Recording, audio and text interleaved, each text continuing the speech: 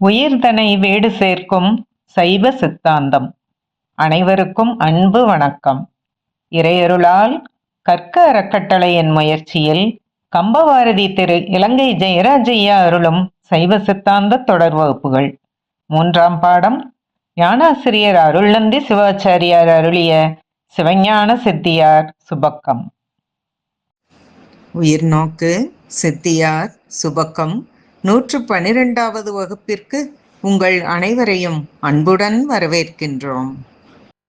இன்றைய நம் தொகுப்புரையை நம் சங்கமத்திலே உண்மையான குருபக்திக்கும் எளிமைக்கும் பணிவிற்கும் அடையாளமாக திகழ்கின்ற நம்முடைய முருகேசன் ஐயா அவர்கள் வழங்குவார். தட்சிணாமூர்த்தி சுவாமிகளுக்கும் அகச்சந்தனாத்தாரர் புறச்சந்தனாதாரர்களுக்கும் என் குருமார்களுக்கும் ஆசிரியர்களுக்கும் இச்சங்கமத்தை வழி நடத்தி கொண்டிருக்கின்ற சான்றோர் பெருமக்களுக்கும் நான் ஒரு வட்டத்தில் நின்று கொண்டு புள்ளியை தொட்டுக்கொண்டு தெரியும் என்று சொல்லிக் கொண்டிருப்பதை அந்த புள்ளியை வட்டமாக்கும் என் குருநாதன் திருவடியை தலைமேல் சுற்றி இங்கு அனைவரின் பாதத்தையும் தொட்டு வணங்குகிறேன். சித்தியார் பாயிரம்.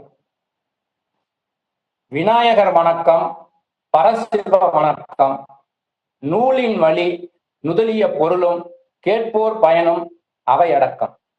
அளவை உண்மையை அறிந்து அறியக்கூடிய கருவி அளவை. காட்சி பிரமாணம், அனுமான பிரமாணம், ஆகம பிரமாணம். மேலும் இது 10ஆக விரியும். இது 3னுள் அடங்கும். பதி உண்மை. இறைவன் ஒருவன் இருக்கிறான்.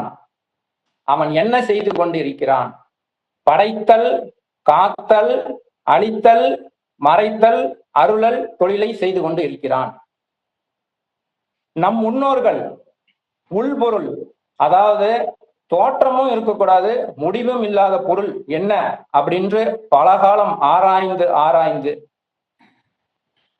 முப்பொருள் உண்மையை கண்டறிந்தார்கள். பதி, பசு, பாசம். பதி இறைவன் ஒன்று, பேரறிவு உடையவன். பசு கட்டப்பட்டது, ஆன்மா எண்ணில் அடங்காதவை, சிற்றறிவு உடையது. பாசம் ஆணவம், கண்மம், மாயை, அறிவில் பொருள். நம்ம ஐயா நமக்கு சொல்லி கொடுக்கறத விட நீ எப்படி சொல்ல வேண்டும் அப்படிங்கிறத நான் மெய் சீர்த்த இடம் இது ஒன்று.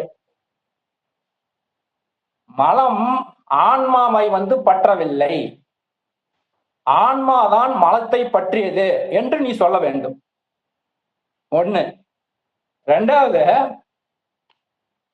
ஆணவம் இருப்பதால் தான் கண்மம் தோன்றியது சொல்லக்கூடாது. அப்படி சொல்லக்கூடாது. ஆணவம் இருப்பதால் கண்மம் சேர்ந்தது அப்படிதான் சொல்லணும் அப்படின்னு சொல்லிவிட்டாரு. இப்ப இந்த அறிவுள்ள ஆன்மா இப்படி பாடான நிலையில போய் நான் அகப்பட்டு கொண்டேனே, அப்ப இதுல இருந்து விடுபடக்கூடாதா அப்படிங்கிற ஒரு வெறுப்பும், இதுல இருந்து வந்த விருப்பமும் மூலகன்மம் என்று சொல்கிறார்கள். ஐயா இது சிந்தனை அளவில் உள்ளது அப்படின்னு சொல்லியிருக்கிறாரு. மேலும் சொல்லித்தரேன்னு சொல்லியிருக்காரு. இது சிந்தனை அளவில் தான் உள்ளது. அடுத்தது மாயை. சுத்த மாயை, அசுத்த மாயை, பிரகதி மாயை. சுத்த மாயை 5 தத்துவம், சிவ தத்துவங்கள் 5, வித்யா தத்துவங்கள் 7, ஆன்ம தத்துவங்கள் 24. இப்ப சிவ தத்துவங்கள் 5, நாதம், விந்து, சாதாக்கியம், ஈஸ்வரன், சுத்த வித்தை. சொற்பிரபஞ்சம், பொற்பிரபஞ்சம், வண்ணம், பதம், மந்திரம், கலை, புவனம், தத்துவம். இது இறைவன் இது பண்ணி வச்சுட்டார். அடுத்தது வித்யா தத்துவத்தில் 7, காலம், நியதி, கலை, வித்தை, அராகம், புருடன், மாயை. இதெல்லாம் ஐயா நமக்கு சொல்லி கொடுத்தது. நான் இதுல உயிர் பொருள் அப்படின்னா அங்க என்ன? அறிவு, செயல், விருப்பம். அது இருந்தா அறிவு பொருள். அதனால நான் அதிகம் சொல்லல. இது 7. அடுத்தது போயிடும். பிரகதி மாயையில இறைவன் தனு, கரண, புவனம், போகங்களை கொடுக்கிறான். இறைவன் ஐயா தெளிவா சொல்லுவாரு. தனு உடம்பு, கரணம் கருவி, புவனம் இடம், போகம் அனுபவிக்கிறது. அப்படி தெளிவா ஸ்டெப் பை ஸ்டெப்பா நமக்கு சொல்லி கொடுத்துட்டாரு. இந்த இடத்துல நான் அதிகம் விளக்கம் கொடுத்தா எனக்கு இதாயிரும். அடுத்து பிரகதி மாயை. பிரகதி மாயையில குணத்தத்துவம் அவ்வியத்தியமாக இருக்கிறது அப்படின்னு சொன்னாரு. எப்ப நல்லா புரிஞ்சுக்கீங்க அப்படின்னு ஐயா சொல்லுவாரு. பிரகதி மாயை, சித்தம், குணம் மூணும் ஒண்ணுதான். ஒண்ணு குழப்பிக்காதீங்க, ஒரே இதுதான். அப்ப பிரகதி மாயில குணத்தத்துவம் தோன்றுகிறது, ரெண்டாவது புத்தி தோன்றுகிறது, மூன்றாவது அகங்காரம். இந்த அகங்காரம் 3 கூறுகளாக பிரிக்கிறது. இந்த முதல் கூறு என்ன, அகங்காரத்துல சாத்விக அகங்காரம், ராஜச அகங்காரம், தாமச அகங்காரம். இப்ப சாத்வீக அகங்காரத்துல ஞானேந்திரியங்கள், அறிவு கருவிகள், மனம், மெய், வாய், கண், மூக்கு, செவி 5 மற்றும் 6 வருது. அடுத்தது ராஜச அகங்காரத்திலிருந்து செயல் கருவிகள், வாக்கு, பாதம், பாணி, பாயு, உபஸ்தம். அடுத்தது தாமச அகங்காரத்திலிருந்து தன்மாத்திரைகள், மயக்க கருவிகள், சுவை, ஒளி, ஓசை, ஊறு, நாற்றம். இந்த தன்மாத்திரைகளிலிருந்து பஞ்சபூதங்கள் தோன்றுகின்றன. நிலம், நீர், நெருப்பு, காற்று, ஆகாயம். ஐயா இந்த இடத்துல புரிஞ்சுக்கிறதுக்கு என்ன சொன்னாரா, தன்மாத்திரைக்கும் பஞ்சபூதத்துக்கும் உடலும் உயிரும் போல அப்படி வச்சுக்கோ அப்படின்ட்டாரு. இப்ப அடுத்தது என்ன பண்றோம் அப்படின்னா தத்துவங்கள் இந்த இதுல வந்துச்சு. இப்ப ஐயா இங்க அடிக்கடி ஒண்ணு சொல்லுவாரு, நீங்க நன்றாக புரிந்து கொள்ள வேண்டும். அப்படின்னா என்னன்னா, நம்ம அனுபவங்கள் புத்திக்கு போய் பிரயோஜனம் இல்ல, ஆன்மாவில் போய் நீ சேர வேண்டும் அப்படின்னு ஒரு புத்திமதி அட்வைஸ் அந்த இடத்துல ஒண்ணு சொல்லுவார். அப்ப இந்த இடத்துல என்னன்னா உள்ளந்த கரணங்கள். உள்ளந்த கரணங்கள் என்ன அப்படின்னு கேட்டா, புறக்கருவிகள் 5ம் அகக்கருவிகள் 5ம், அதான் ஞானேந்திரியம், கண்மேன், இந்த 10 கருவிகளும் விடயங்களை உள்வாங்குகின்றன அப்படின்னு சொல்லுவார். அகக்கருவிகள் சித்தம், புத்தி, அகங்காரம், இந்த 3ம் உள்வாங்கிய விடயங்களை அனுபவத்துக்கு கொண்டு வருகிறது அப்படின்னு சொல்லிவிட்டார். அடுத்தது உள்ளந்த கரணங்கள் அப்படின்னா நம்ம வித்யா தத்துவத்தில் பார்த்த கலை, வித்தை, அராகம், இந்த 3ம் இன்பம், துன்பம், மயக்கம் இவற்றினுடைய அனுபவங்களை, உணர்ச்சிகள்ல என்ன பண்ணுது, ஆன்மாவில் போய் பொருந்துகிறது அப்படின்னு தெளிவா சொல்லிவிட்டார். இப்ப ஐயா ஒரு புது செய்தி இந்த இடத்துல சொல்லித்தரான் அப்படின்னு சொன்னார். என்ன அப்படின்னா, சிவ தத்துவங்கள் 5ம் ஜடப்பொருள், அது எப்படி சித்து பொருள் ஆகும் அப்படின்னு ஐயாவே கொஸ்டின் கேட்டுக்கிட்டு பதிலும் கொடுத்துட்டாரு.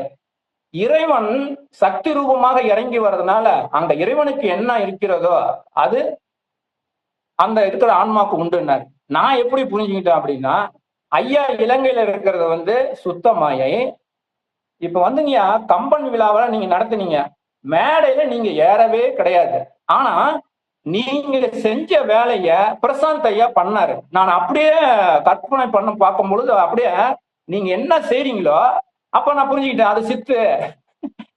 இப்ப இறைவன்ங்கிற மாதிரி அதுல சுத்தமாயே, இப்ப இலங்கை அந்த உங்க அறை சுத்தமாயின்னு நான் எடுத்துக்கிட்டேன். இப்ப உங்ககிட்ட இருக்கிறது அப்படியே பிரசாந்த், நான் அப்படி புரிஞ்சுக்கிட்டேன். இது சிவ தத்துவம். வித்யா தத்துவத்துல புருடன் மட்டும், ஏன்னா அது அறிவு பொருள், அறிவில்லாத பொருள் அப்படின்னு நீங்க சொல்லி கொடுத்துட்டீங்க.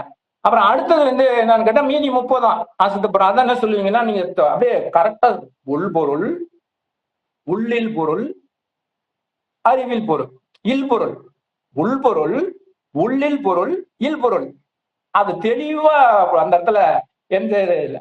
இப்ப கடைசியா 162வது பாட்டுல பிரபஞ்சம் தத்துவங்கள் எப்படி ஒடுங்குது கடைசியா ஐயா சொல்லி கொடுத்தது அந்த இடத்த.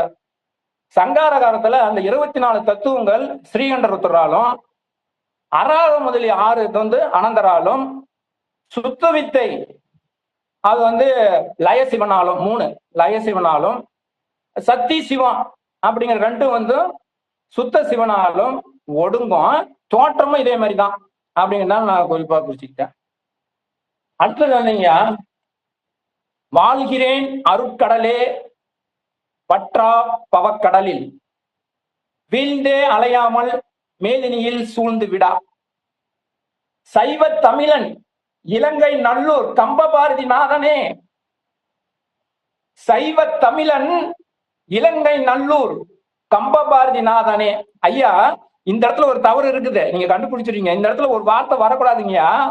நான் குழம்பிட்டு இருந்தேன், நீங்க என்ன தெரியுமா சொன்ன, டேய் அவா நிலையில் வந்தது போடுறா அப்படின்னு சொல்லிட்டீங்க. சைவ தமிழன் இலங்கை நல்லூர் இங்க வந்து ஒரு வார்த்தை எக்ஸ்ட்ரா வரக்கூடாதுங்கய்யா. அந்த இதுல பாருங்க ஐயா, என் சிற்றறிவுக்கு உடனே நீங்க அனுமதி கொடுத்துட்டீங்க. சைவ தமிழன் இலங்கை நல்லூர் கம்ப பாரதி நாதனே உண்மை தவப்பயனே உற்று. நன்றிங்க ஐயா. நன்றி. திருவருளையும் குருவர்களையும் வழங்கி வகுப்பிற்கு செல்வோம். ஐயா அவர்கள். எல்லாம் வல்ல இறைவனுடைய திருவடிகளை என்னுடைய மனமொழிமைகளால் போற்றி பணிகின்றேன். சைவ சித்தாந்தம் என்று சொல்லப்படுகின்ற மாபெரிய தத்துவத்தை நமக்கு வழங்கி நாம் எல்லாம் உய்யம் பொருட்டு அருள் செய்து நிற்கின்ற தட்சிணாமூர்த்தி சுவாமிகள் திருவடிகளை எனது உளத்திலும் உச்சியிலும் போற்றி பணிகின்றேன். தட்சிணாமூர்த்தி சுவாமிகளால் உபதேசிக்கப்பட்ட இந்த சித்தாந்த தத்துவத்தை நம்பரையும் கொண்டு வந்து சேர்த்து அருள் செய்த அகச்சந்தனாச்சாரியார்கள், புறச்சந்தனாச்சாரியார்கள் திருவடிகளுக்கு நம் அனைவருடைய வணக்கங்களும் சமர்ப்பணமாகட்டும். இந்த நூல்களுக்கு உரை செய்து வழிகாட்டிய பெருமக்கள் திருவடிகளை எல்லாம் மனதிருத்தி போற்றுகின்றேன். சைவ சித்தாந்தம் என்று ஒரு பாடம் உண்டு. அதை படிப்பதுதான் கல்வியினுடைய பயன் என்று உணர்த்தி அது சம்பந்தமான அறிவையும் தந்துதவிய ஆசிரியர் பிரான்கள் திருவடிகளை மனமுவந்து நினைந்து வணங்கி மகிழ்கின்றேன்.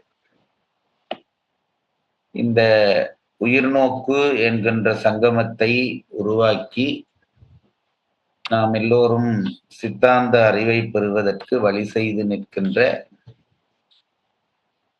இளையோர்க்கு என்னுடைய வணக்கமும் வாழ்த்தும் உரித்தாகட்டும். அதுபோலவே இந்த சங்கமத்தில் இணைந்து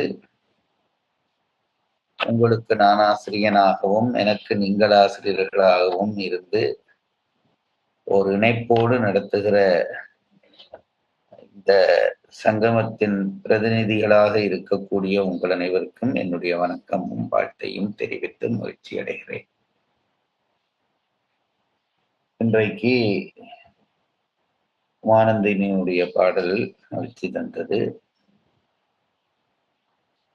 நம்முடைய முருகேசன் ஐயா அவர்களுடைய தொகுப்புரை மிகச்சிறப்பாக அமைந்து நமக்கு வழிகாட்டியது. அவர் தன்னுடைய தொகுப்புரையிலே ஐயா சொல்லித்தந்தார் என்று சொன்ன பொழுதெல்லாம் நான் இறைவன் சொல்லித்தந்தான் என்ற வார்த்தையை அவருடைய வார்த்தைக்கு பதிலாக நான் சேர்த்து கொண்டேன். நம் எல்லோருக்கும் யாரோ ஒருவர் மூலமாக இந்த தத்துவ ஞானத்தை உருவாக்குகிறவன் இறைவன் தான். நீங்கள் எப்படியும் சொல்லலாம், நீங்கள் சொன்னது தவறு என்று சொல்லவில்லை. அந்த குருவாக வருகிறவர்கள் யாரென்றாலும் அவருடைய ஆற்றல் அல்ல நமக்கு அறிவாக வருவது. அந்த குருவினுடைய இடமாக நின்று சிவனே நமக்கு தத்துவ ஞானத்தை உருவாக்குகிறான் என்பதுதான் உண்மை. மிக தெளிவான ஒரு தொகுப்புரை முருகேசன் ஐயா அவர்கள் தந்திருக்கிறார். அவருடைய குருபக்தி என்பது மிகப்பெரியது. நான் கூட அத்தகைய ஒரு குருபக்தியை கொள்ளவில்லையே என்று அவரை காணுகிற பொழுதெல்லாம் நான் நினைப்பதுண்டு. அன்பின் வடிவாக இருந்து கொண்டு இந்த தொகுப்புரையை அவர் மிக தெளிவாக நூலின் வழி இல்லாமல் சிந்தனையின் வழி செய்திருக்கிறார். அதுதான் மிக முக்கியமான விஷயம். படித்ததை அப்படியே நூலிலே எப்படி இருக்கிறதோ அப்படி சொல்வதை விட நாங்கள் எப்படி அதை உள்வாங்கி வைத்திருக்கிறோம் என்பதை சொல்வது என்பது மிகச் சிறப்பான ஒரு தொகுப்புரை. அத்தகைய உரையை செய்த முருகேசன் ஐயா அவர்களுக்கு நம் அனைவர் சார்பாகவும் வாழ்த்துக்களும் வணக்கங்களும் உரித்தார்கள். சித்தாந்தம் கற்க வேண்டும் என்ற என்னுடைய விருப்பம் உண்மை விளக்க நூலிலே இருந்து ஆரம்பமாயிற்று. ஆனந்தராஜன் ஐயா அவர்கள் வழிகாட்டி உதவினார்கள். அதைத் தொடர்ந்து திருவருட்பயன் என்கின்ற நூலை கற்க முடிய இறைவன் அருள் செய்தான். அந்த நூலுக்கு யாழ்ப்பாணத்து சைவ பெரியார் சிவபாத சுந்தரனார் உரை செய்து வழிகாட்டினார். இப்பொழுது நாம் படிக்கின்ற அருணந்தி சிவாச்சாரியாரால் இயற்றப்பட்ட சிவஞான சித்தியார் என்கின்ற இந்த நூலுக்கு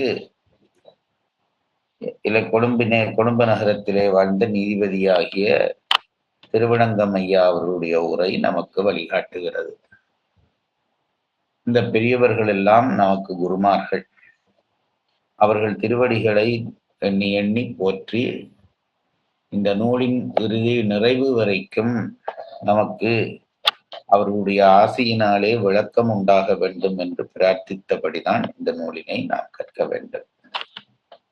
நான் பலதரமாக சொல்லியதைத்தான் திரும்பவும் ஒரு தரம் சொல்ல விரும்புகிறேன். சித்தாந்தம் என்பது கல்வி அல்ல, ஆன்ம வளர்ச்சி அல்லது ஆன்ம ஈடேற்றத்துக்கான ஒரு கருவி.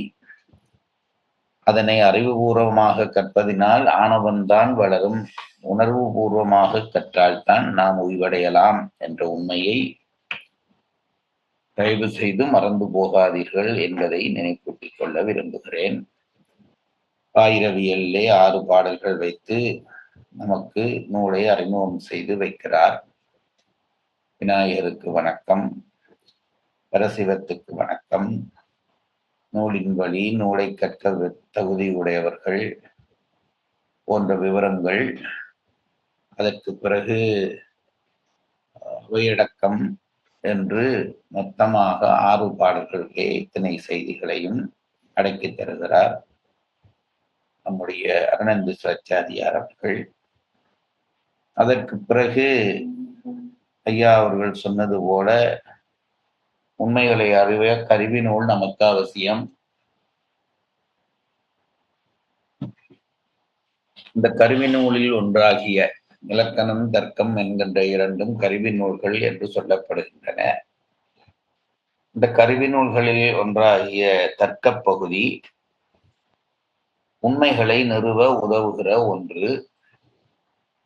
நாம் சூக்குமமான பதிபசுபாசம் என்கின்ற விடயங்களை அறிய வேண்டி இருக்கிற காரணத்தினாலே உண்மைகளை அறிய துணை செய்வதாகிய அந்த பிரமாணங்கள் பற்றி நாம் அறிய வேண்டும் என்று நினைத்த அருணந்தி சிவாச்சாரியார் அவர்கள் நூலின் முகப்பிலே அளவியல் என்கின்ற ஒரு இயலை வைத்து அளவைகள் பற்றிய அறிவை நமக்கு ஓரளவு தருகிறார். ஓரளவு என்பது அவர் நிறைவாக தருகிறார், நாம் ஓரளவு பெற்றுக் கொண்டிருக்கிறோம். அளவைகள் பற்றிய விவரங்களை நாம் கற்றிருக்கிறோம். இனி அளவை போலிகள் பற்றி நாம் கற்க வேண்டும். இந்த நாட்களாக அதை சொல்லிக் கொண்டே வருகிறேன், இன்னும் அதற்குள்ளே நுழையவில்லை. எங்காவது ஒரு இடத்திலே நூலில் இடைவெளி வருகிற பொழுது நாம் அதனை பெற்றுவிட்டு பிறகு நூலை தொடரலாம் என்பதையும் சொல்லிக்கொண்டு, அதற்கு பிறகு இறைவனுடைய உண்மையும் இலக்கணமும் எடுத்து சொல்லப்படுகிறது. பிறகு பாசம் ஆகிய விடயத்திற்கு வருகிறார். அந்த பாசத்திலே கண்மம் பற்றிய விவரங்கள் சொல்லப்பட்டு பிறகு மாயை பற்றிய விவரங்கள் சொல்லப்படுகிறது. மாயை 3 பகுதிகளாக பிரிக்கப்படுகிறது. ஒன்றேதான் என்றாலும் 3 பகுதிகளாக பிரித்துணரப்படுகிறது. அது சுத்த மாயை, அசுத்த மாயை, பிரகிருதி மாயை என்று 3ஆக பெயர் பெறுகிறது. அல்லது சுத்தம், சுத்தம், அசுத்தம் என்று 3ஆக பெயர் பெறுகிறது என்று சொன்னாலும் தவறில்லை. சுத்தமாயிலே இறைவன் தன்னுடைய சக்தி கலப்பினால் ஆற்றல்களை இறக்கி உயிர்கள் உய்வதற்கான அந்த ஆயத்தங்களை செய்வதற்கு இறங்கியும் இறங்கியும் வருகிறான். அப்படி வருகிற பொழுது சுத்தமாயிலே 5 தத்துவங்கள் விரிகின்றன. அது உங்களுக்கு தெரியும். நாதம், பிந்து அல்லது சிவம், சக்தி, இந்த 2 தத்துவங்கள். அதற்கு பிறகு சாதாக்கியம், அதற்கு பிறகு ஈஸ்வரம், அதற்கு பிறகு சுத்த வித்தை என்று 5 தத்துவங்கள். வழியாக இறைவனுடைய ஆற்றல் இறங்கி நின்று உயிர்கள் உய்வடைய வழி செய்கிறது. அந்த சுத்தமாயா தத்துவங்களிலே இருந்துதான் சொற்பிரபஞ்சம், பொருட்பிரபஞ்சம் போன்றவை தோன்றுகின்றன. சொற்பிரபஞ்சம் என்று சொல்லப்படுவது மந்திரம், பதம், வண்ணம் என மூன்றாக விரிகிறது. பொருட்பிரபஞ்சம் என்று சொல்கிற பொழுது தத்துவம், கலை, புவனம். தத்துவம், கலை, புவனம் என்ற மூன்றாக பொருட்பிரபஞ்சம் பிரிகிறது. இந்த ஆறையும் அத்துவாக்கள் என்று சொல்கிறோம். இந்த அத்துவாக்கள் ஆறும் இறையினுடைய அருள் நமக்கு எய்தவும் நாம் இறையை எய்துவதற்கும் பாதையாக இருப்பவை என்று கருதப்படுகிறது. இவை சுத்த தத்துவங்களிலே ஏற்படுகிற விஷயங்கள். அதற்கு பிறகு அசுத்த மாயிலே இறைவன் தன்னுடைய ஆற்றலாலே அனுபவப்பட்டு பாடான நிலையுற்றிருக்கக்கூடிய, அதாவது கல்லாக இறுகி போய் கிடக்கக்கூடிய ஆன்மாவுக்கு அதன் அதன் கண்மானுபவங்களை பெறுவதற்கான தகுதியை கொடுக்கிறான். அப்படி கொடுக்கிற பொழுது அந்த அசுத்தமாயிலே ஆன்மாக்கள் 6 தத்துவங்களாக விரிகின்றன. விரிந்து 7வதிலே ஆன்மா ஒரு இயங்கு நிலை வடிவத்தை பெறுகிறது என்று பார்த்தோம். முதலிலே இறைவன் காலம் என்ற தத்துவத்தை உருவாக்குகிறான் என்றால் அசுத்தமாயிலே அதை எழச் செய்கிறான். ஒரு உயிர் அனுபவங்கள் பெற வேண்டுமானால் காலம் அவசியம். மொத்த அனுபவங்களையும் ஒரே அடியாக நாம் பெற முடியாது. ஆகவே இறைவன் காலம் என்கின்ற ஒரு தத்துவத்தை உருவாக்கிய பிறகு குறித்த காலத்துக்குள்ளே ஒரு உயிர் அனுபவிக்க வேண்டிய விடயங்களை தனித்து தொகுக்கிறான். அதற்கு நியதி என்று பெயர். குறித்த ஒரு பிறவியிலே அந்த ஆன்மா தான் செய்த கர்ம அனுபவங்களின் தேர்ச்சி பெற்ற அல்லது பக்குவப்பட்ட அந்த கர்மங்களை தொகுத்து அந்த உயிருக்கு வழங்கி அதை அனுபவிப்பதற்கான அந்த நிலையை கொடுப்பதற்காக நியதி தத்துவம் என்கின்ற தத்துவத்தை உருவாக்குகிறான். காலமும் நியதியும் வரையறுக்கப்பட்ட பிறகு உயிரை இயங்க வைக்க வேண்டும். அது உறங்கி கிடக்கிறது. அதனாலே அதை சற்று அசைத்து அதனுடைய அறிவு நிலையை எழுப்பச் செய்கிறான். செயல் நிலையை எழுப்பச் செய்கிறான். அது கலை தத்துவம் என்று பெயர் பெறுகிறது. அது இயங்கத் தொடங்கியதும் அறிவு வருகிறது. அது வித்யா தத்துவம் என்று சொல்லப்படுகிறது. இயக்கமும் அறிவும் வந்த பிறகு அதற்கு விருப்பங்கள் வரத் தொடங்குகின்றன. அதற்கு அராக தத்துவம் என்று பெயர் பெறுகிறது. ஆகவே மொத்தமாக காலம், நியதி, கலை, வித்தை, அராகம் என்கின்ற 5ஓடு மாயையும் சேர்ந்து 6 தத்துவங்களுமாக ஒன்று கூடுகிற பொழுது உயிர் ஒரு இயங்கு நிலையை பெறுகிறது. அப்படி பெறுகிற அந்த உயிரினுடைய இயங்கு நிலை வடிவத்தை கூட தத்துவம் என்று சொல்லுகிறோம். இதிலே காலம், நியதி, கலை, வித்தை, அராகம் என்ற 5ம் உயிருக்கு ஒரு வடிவத்தை கொடுக்கிற காரணத்தினாலே அது பஞ்ச கஞ்சுகங்கள் என்று பெயர் பெறுகின்றன. இனி உயிர் இயங்கு நிலை பெற்ற பிறகு அது செயல்பட வேண்டும். அதற்காக பிரகிருதி மாயிலே இருந்து தனுகரண புவன போகங்களை இறைவன் உபகரிக்க தயாராகிறான். அந்த வகையிலே முதலிலே அந்த பிரகிருதி மாயை என்பது ஐயா அவர்கள் சொன்னது போல குணதத்துவமாகவும் சித்தமாகவும் பிரகிருதி மாயையாகவும் செயல்பட்டு நிற்கிறது. இம்மூன்றும் ஒரு நிலைப்பட்டு நிற்கிறது. சொன்னது போல அவ்வியக்த வடிவோடு நிற்கும் குணங்களினுடைய அவ்வியக்த வடிவம் என்றால் வெளிப்படாத குணதத்துவமாக அது நிற்கும். நாம் குணதத்துவம் என்று தத்துவத்தை கொள்வதில்லை, பிரகிருதி மாயை என்றே தான் கொள்கிறோம், சித்தாந்திகள் கொள்கிறோம் என்று சென்ற வகுப்பிலே படித்ததாக ஞாபகம். பிரகிருதி மாயிலே இருந்து புத்தி தத்துவம் தொடங்குகிறது. புத்தி தத்துவத்திலே இருந்து அகங்கார தத்துவம் தோன்றுகிறது. அகங்கார தத்துவம் முக்குணங்களின் கலப்பினாலே சாத்வீக அகங்காரம், ராஜச அகங்காரம், தாமச அகங்காரம் மற்றும் மூன்றாக விரிய அந்த சாத்வீக அகங்காரத்திலே இருந்து அறிவு கருவிகளாகிய மனம், மெய்வாய், கண்மூக்கு, செவி என்பவையும், ராஜச அகங்காரத்திலே இருந்து செயற்கருவிகளாகிய வாக்கு, பாதம், பாணி, பாயு, உபஸ்தம் என்கின்ற கருவிகளும், தாமச அகங்காரத்திலே இருந்து மயங்கத்தை தரக்கூடிய சுவை, ஒளி, உருவோசை, நாற்றம் என்கின்ற தன்மாத்திரைகளும் தோன்றுகின்றன. பிறகு தன்மாத்திரைகளிலே இருந்து பூதங்கள் ஐந்தும் தோன்றுகிறது. நிலம், நீர், தீ, காற்று, ஆகாயம் என்கின்ற பூதங்கள் ஐந்தும் தோன்றுகிறது. இந்த 24 ஆன்மாவை ஈடேற்ற துணை செய்கிற தத்துவங்கள் என்றபடியால் ஆன்ம தத்துவங்கள் என்று சொல்லப்படுகின்றன. இதுதான் நாங்கள் படித்த தத்துவங்கள் 36 வகை. ஆன்ம தத்துவங்கள் 24,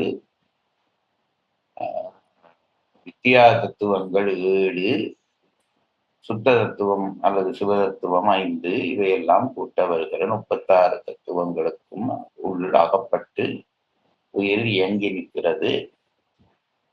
அந்த ஆன்ம தத்துவங்களிலே முதல் தத்துவமாகிய பிரகிருதி மாயையிலே இருந்து கடைசி தத்துவமாகிய மண் வரைக்கும் ஆன்மா இயங்குவதற்கு களங்களாக அமைந்து நிற்கின்றன என்று படித்தோம்.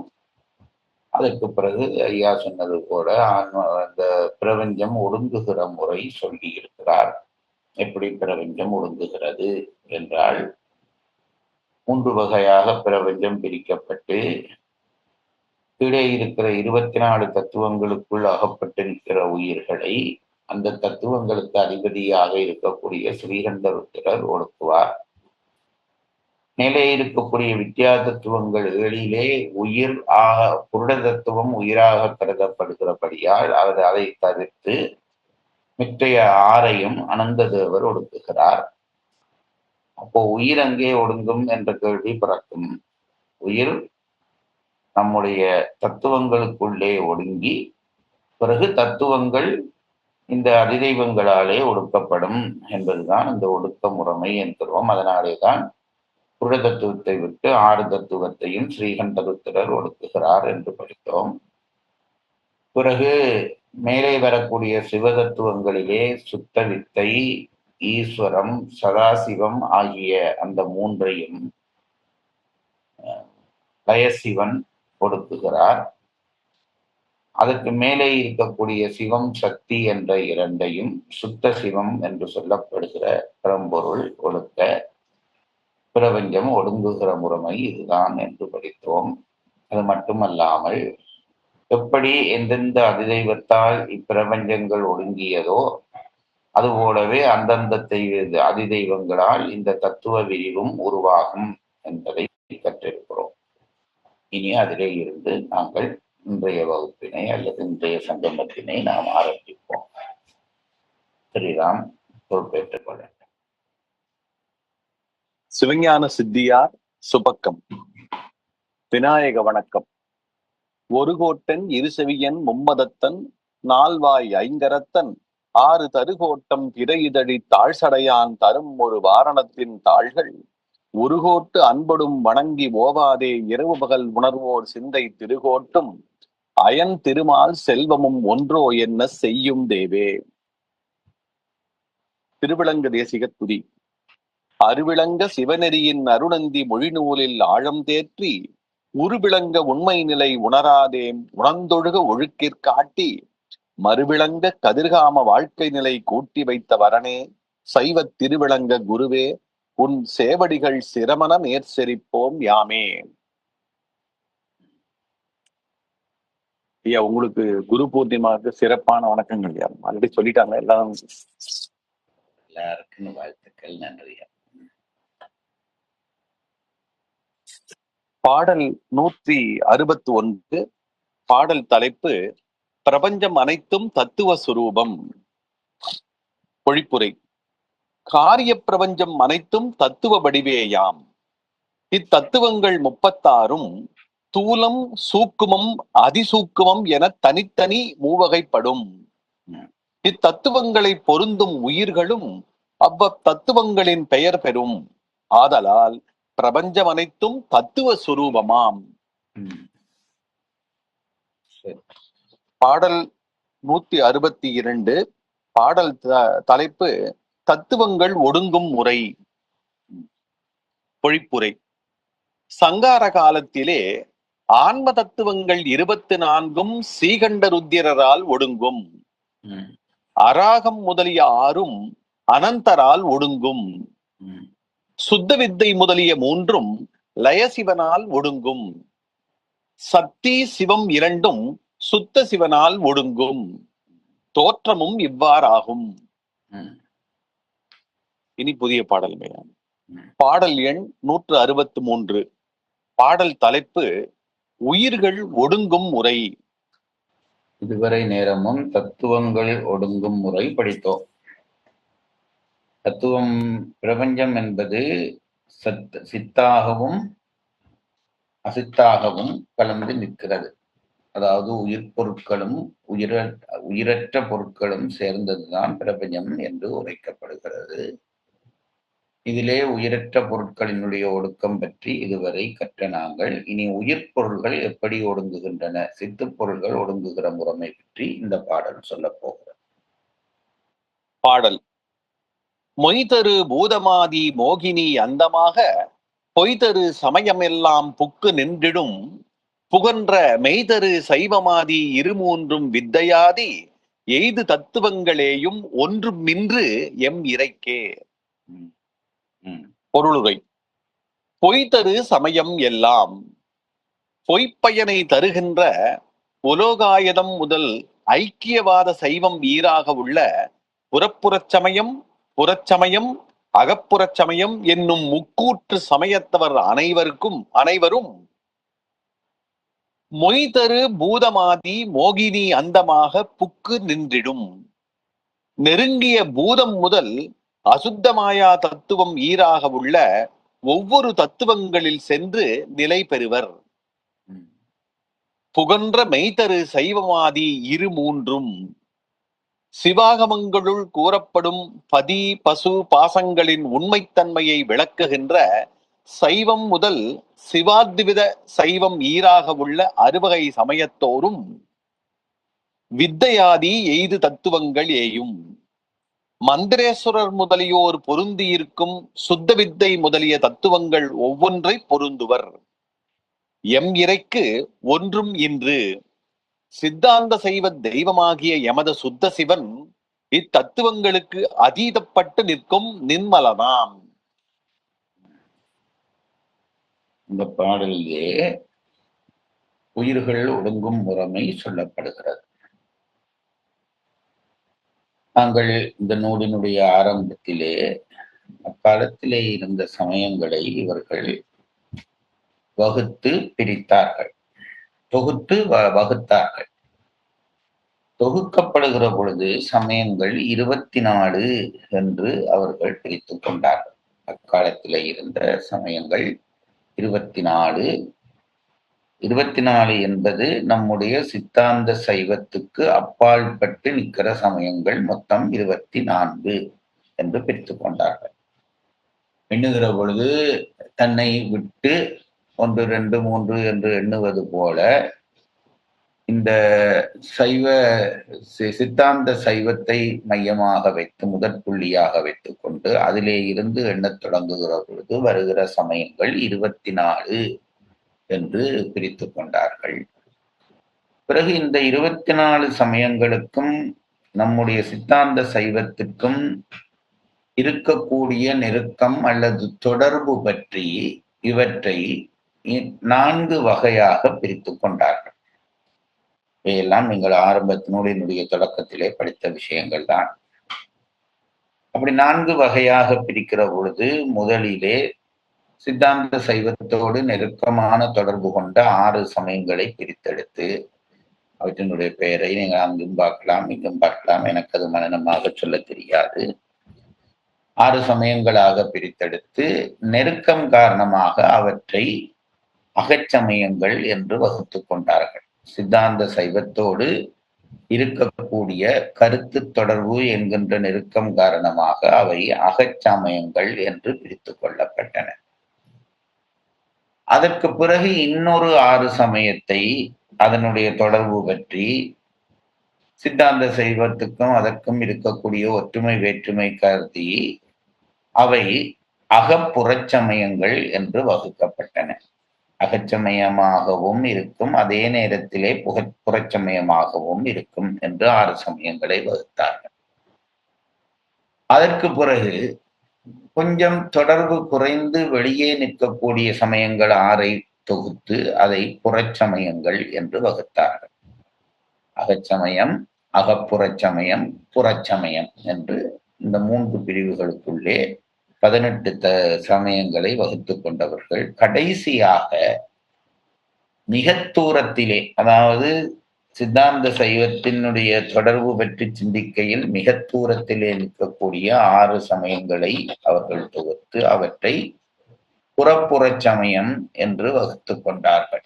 ஆகவே சமயங்கள் அகச்சமயம், அகப்புறச் சமயம், புறச்சமயம், புறப்புறச் சமயம் என்று 4ஆக வகுக்கப்பட்டு ஒவ்வொன்றிலும் 6 தத்துவங்களை கொண்டு மொத்தம் 6 24 சமயங்கள், தத்துவங்கள் அல்ல சமயங்களை கொண்டு 24 சமயங்களை அவர்கள் வரையறுத்தார்கள். இப்பொழுது இந்த 26 சமயத்தவர்களுக்கும் நாங்கள் உயிரொடுக்க முறைதான் இப்பொழுது படிக்கப் போகிறோம். ஒவ்வொரு சமயத்திலும் அந்த சமய நம்பிக்கையோடு ஒரு பகுதியினர் வாழ்வார்கள்.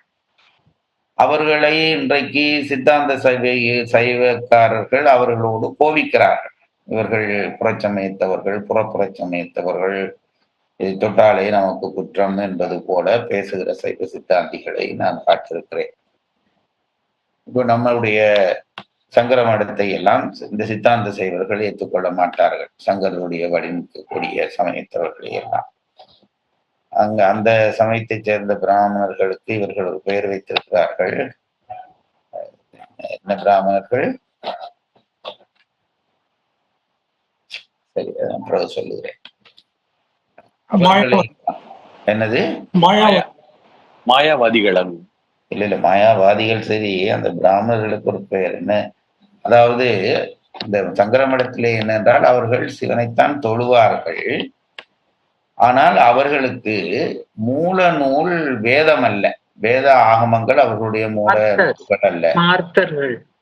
ஸ்மார்த்தர்கள் என்று பெயர். சரி, ஸ்மார்த்த பிராமணர் என்று அந்த பிராமணர்களை சொல்வார்கள். ஸ்மார்த்த பிராமணர்கள் நம்முடைய சைவ கோயிலில் பூசை செய்யக்கூடாது என்று பிடிவாதம் பிடிக்கிற ஒரு பகுதியினர் இருக்கிறார்கள். ஆனால் சைவம் அப்படி எல்லாவற்றையும் தள்ளி வைத்து பார்க்கவில்லை என்பதுதான் என்னுடைய சொந்த அபிப்பிராயம். இது சில பேரால் மாறுபாடு இருந்தால் அது நூலாலே வருவதாக இருக்குமே தவிர நம்முடைய தத்துவவாதிகள் எல்லா சமயத்தர்களையும் ஏற்றுக்கொண்டார்கள் என்பதற்கு இந்த பாடலிலே ஒரு சான்று இருக்கிறது. என்னென்றால் அவர்கள் உயிரொடுக்க முறை சொல்லுகிற பொழுது 24 சமயத்தவர்களுக்கும் உயிரொடுக்க முறை சொல்லுகிறார்கள். அதிலிருந்து என்ன தெரிகிறது என்று கேட்டால் இந்த 24 சமயத்தவர்களையும் அவர்கள் ஏற்றுக்கொள்கிறார்கள். தகுதியிலே சமப்படுத்தவில்லை, ஆனால் அவர்களை புறக்கணிக்கவும் இல்லை. அது அப்படி ஒவ்வொரு சமயத்திலே போய் ஒவ்வொருவர் அமைந்து கொள்வதற்கு காரணம் அது இறைவனுடைய தீர்ப்பு. இறைவன் இவர்களுக்கு இப்போதைக்கு இது போதும் என்று ஒரு சமயத்தை வகுக்கிறான். ஆகவே நாம் அதை பற்றி கவலைப்படவும் தேவையில்லை, கோபப்படவும் தேவையில்லை. அவர்களுக்கு அது குழந்தை பிள்ளைக்கு என்ன உணவு கொடுக்க வேண்டும் என்று தாய்க்கு தெரியும். அப்படித்தான் இறைவனும் இந்த உயிருக்கு இப்போதைக்கு அல்லது இந்த பிறவியிலே இன்ன சமயம் காட்டுகிற தத்துவங்கள் போதும் என்று இறைவன் நினைக்கிறான் என்றுதான் நாம் கொள்ள வேண்டும். அவர்கள் நம்முடைய அகச்சமயத்துக்குள்ளே வரவில்லை. ஆகவே அவர்கள் எல்லாம் துரோகிகள் என்பது போல பேசுவது என்பது சித்தாந்த கல்விக்கு செய்கிற ஒரு துரோகம் என்றே எனக்கு படுகிறது. இறைவனே அங்கீகரித்து இந்த சமயங்களை எல்லாம் நிலைக்க விட்டு அதிலே உயிர்களை பொருந்த விடுகிறான் என்றால் அது இறைவன் அந்தந்த உயிரினுடைய தகுதி கண்டு வைத்த அந்த தரம் என்பதை நாம் தெரிந்து கொள்ள வேண்டும். அந்த வகையிலே இந்த 24 சமயத்தவர்களும் ஏதோ வகையில் முத்தி அடைவார்கள், ஒடுக்கம் காண்பார்கள். அந்த ஒடுக்கங்கள் எந்தெந்த தத்துவம், எல்லாருக்கும் ஒரே இடத்திலே ஒடுக்கம் அல்ல. அந்த விஷயத்திலையும் சித்தாந்தம் தெளிவாக இருக்கிறது. யாருக்கு எங்கே எந்த உயிர் எங்கே போய் ஒடுங்கும்? பிரபஞ்ச இயக்கத்திலே எப்படி இந்த தத்துவங்கள் எல்லாம் குறிப்பிட்ட ஸ்ரீகண்டருத்திரர், அனந்ததேவர், லயசிவம், சுத்த சிவம் என்பவற்றால் வேறு வேறு வகையாக ஒடுக்கப்படுகிறதோ, அதுபோல இந்த உயிர்களுக்கும் ஒடுங்குகிற இடங்கள் என்பது வேறு வேறாக பிரிக்கப்பட்டிருக்கின்றது. அதனைத்தான் இப்பாடல் சொல்ல போகிறது. இந்த பாடலுக்குள்ளே நுழைந்து நீங்கள் இதை முழுவதுமாக கற்றுக்கொள்வதற்கு முன்பு ஒன்று சொல்கிறேன்.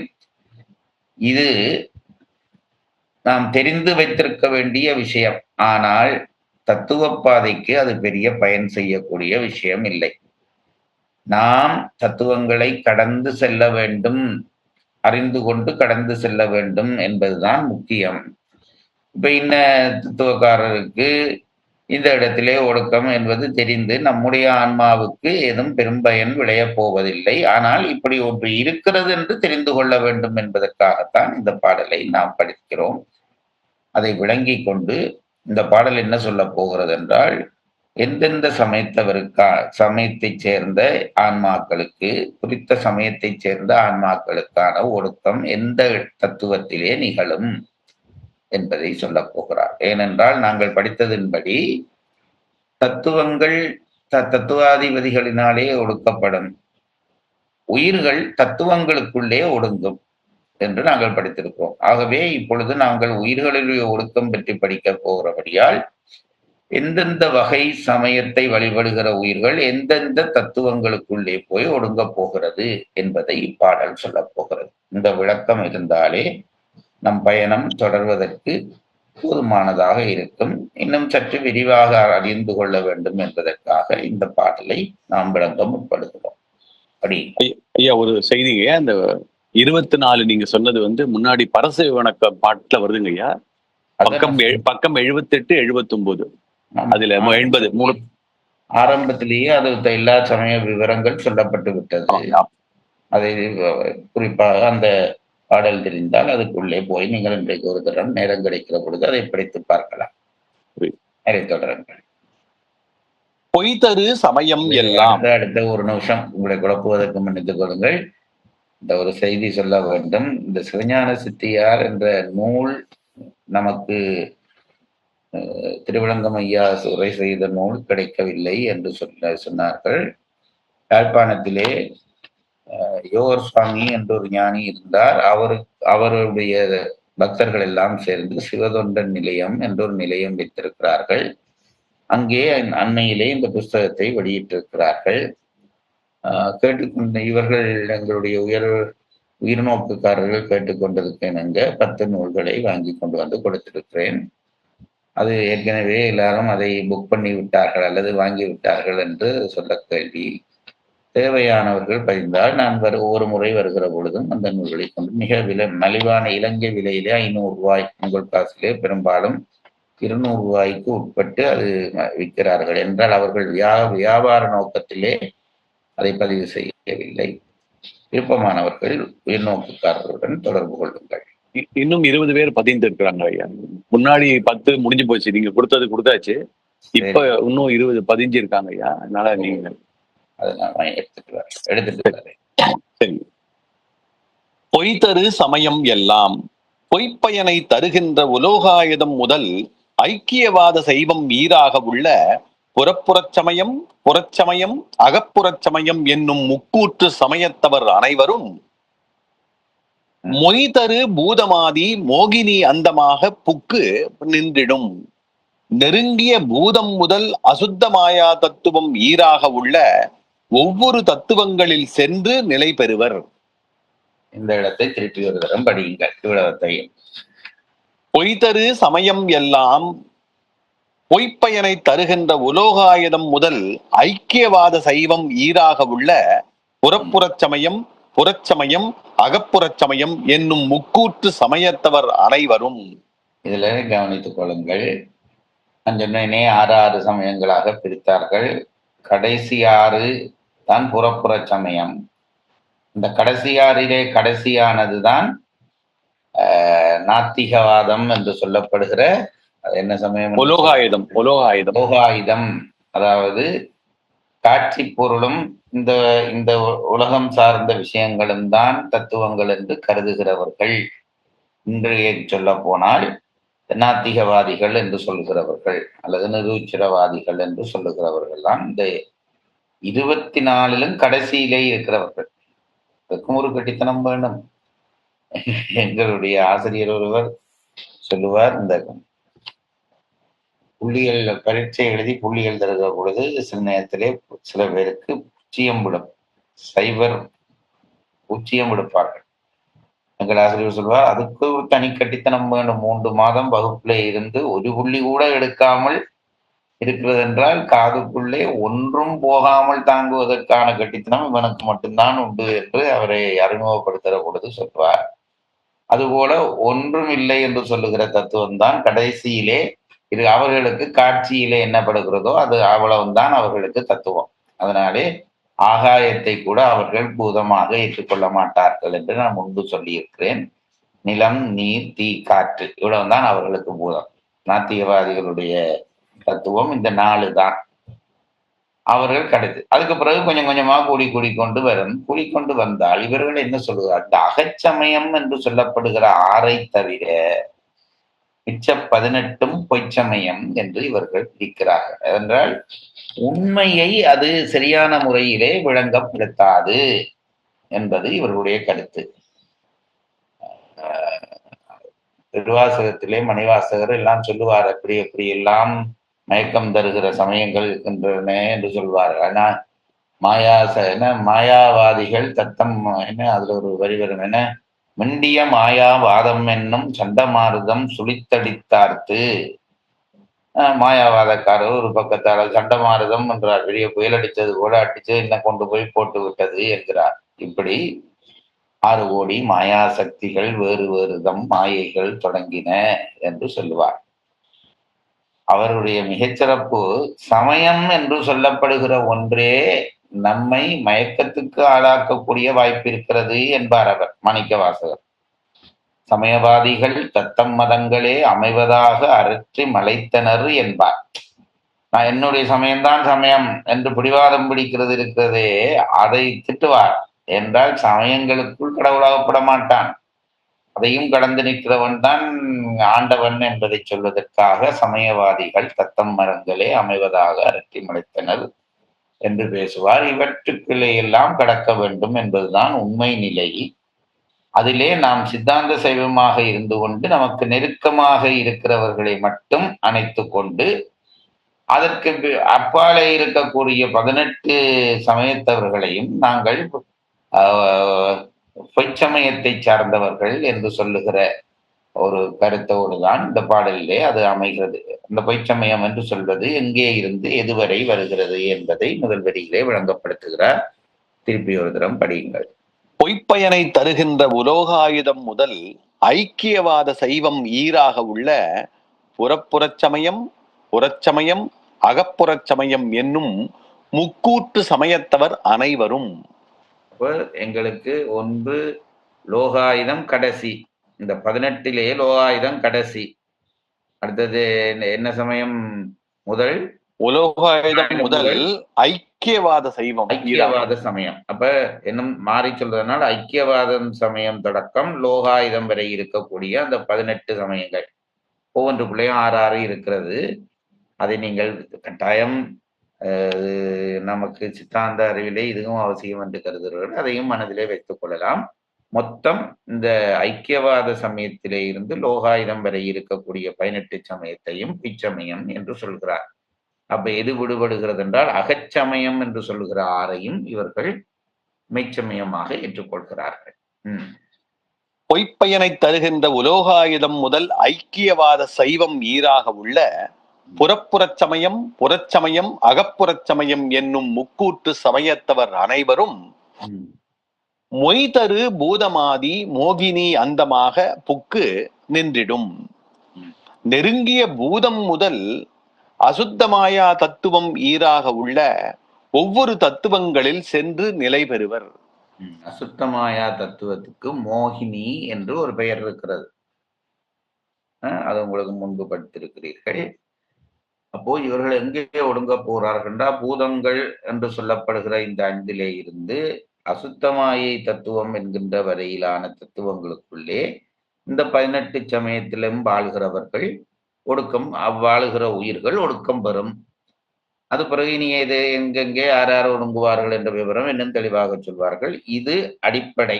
அதாவது இந்த அகப்புறச்சமயம், புறச்சமயம், அகப்புறச்சமயம், புறச்சமயம், புறப்புறச்சமயம், புறச்சமயம், அகப்புறச்சமயம், புறச்சமயம், புறப்புறச்சமயம் என்ற சேர்ந்த இந்த 18 பேரும் இந்த பூதங்களிலேயும் பூதங்கள் தொடக்கம் கடைசியாக இருக்கக்கூடிய அசுத்த மாயை என்று சொல்லப்படுகிற அந்த மாயை வரையிலே இவர்களுக்கான ஒடுக்கம் நிகழும் என்கிறார்.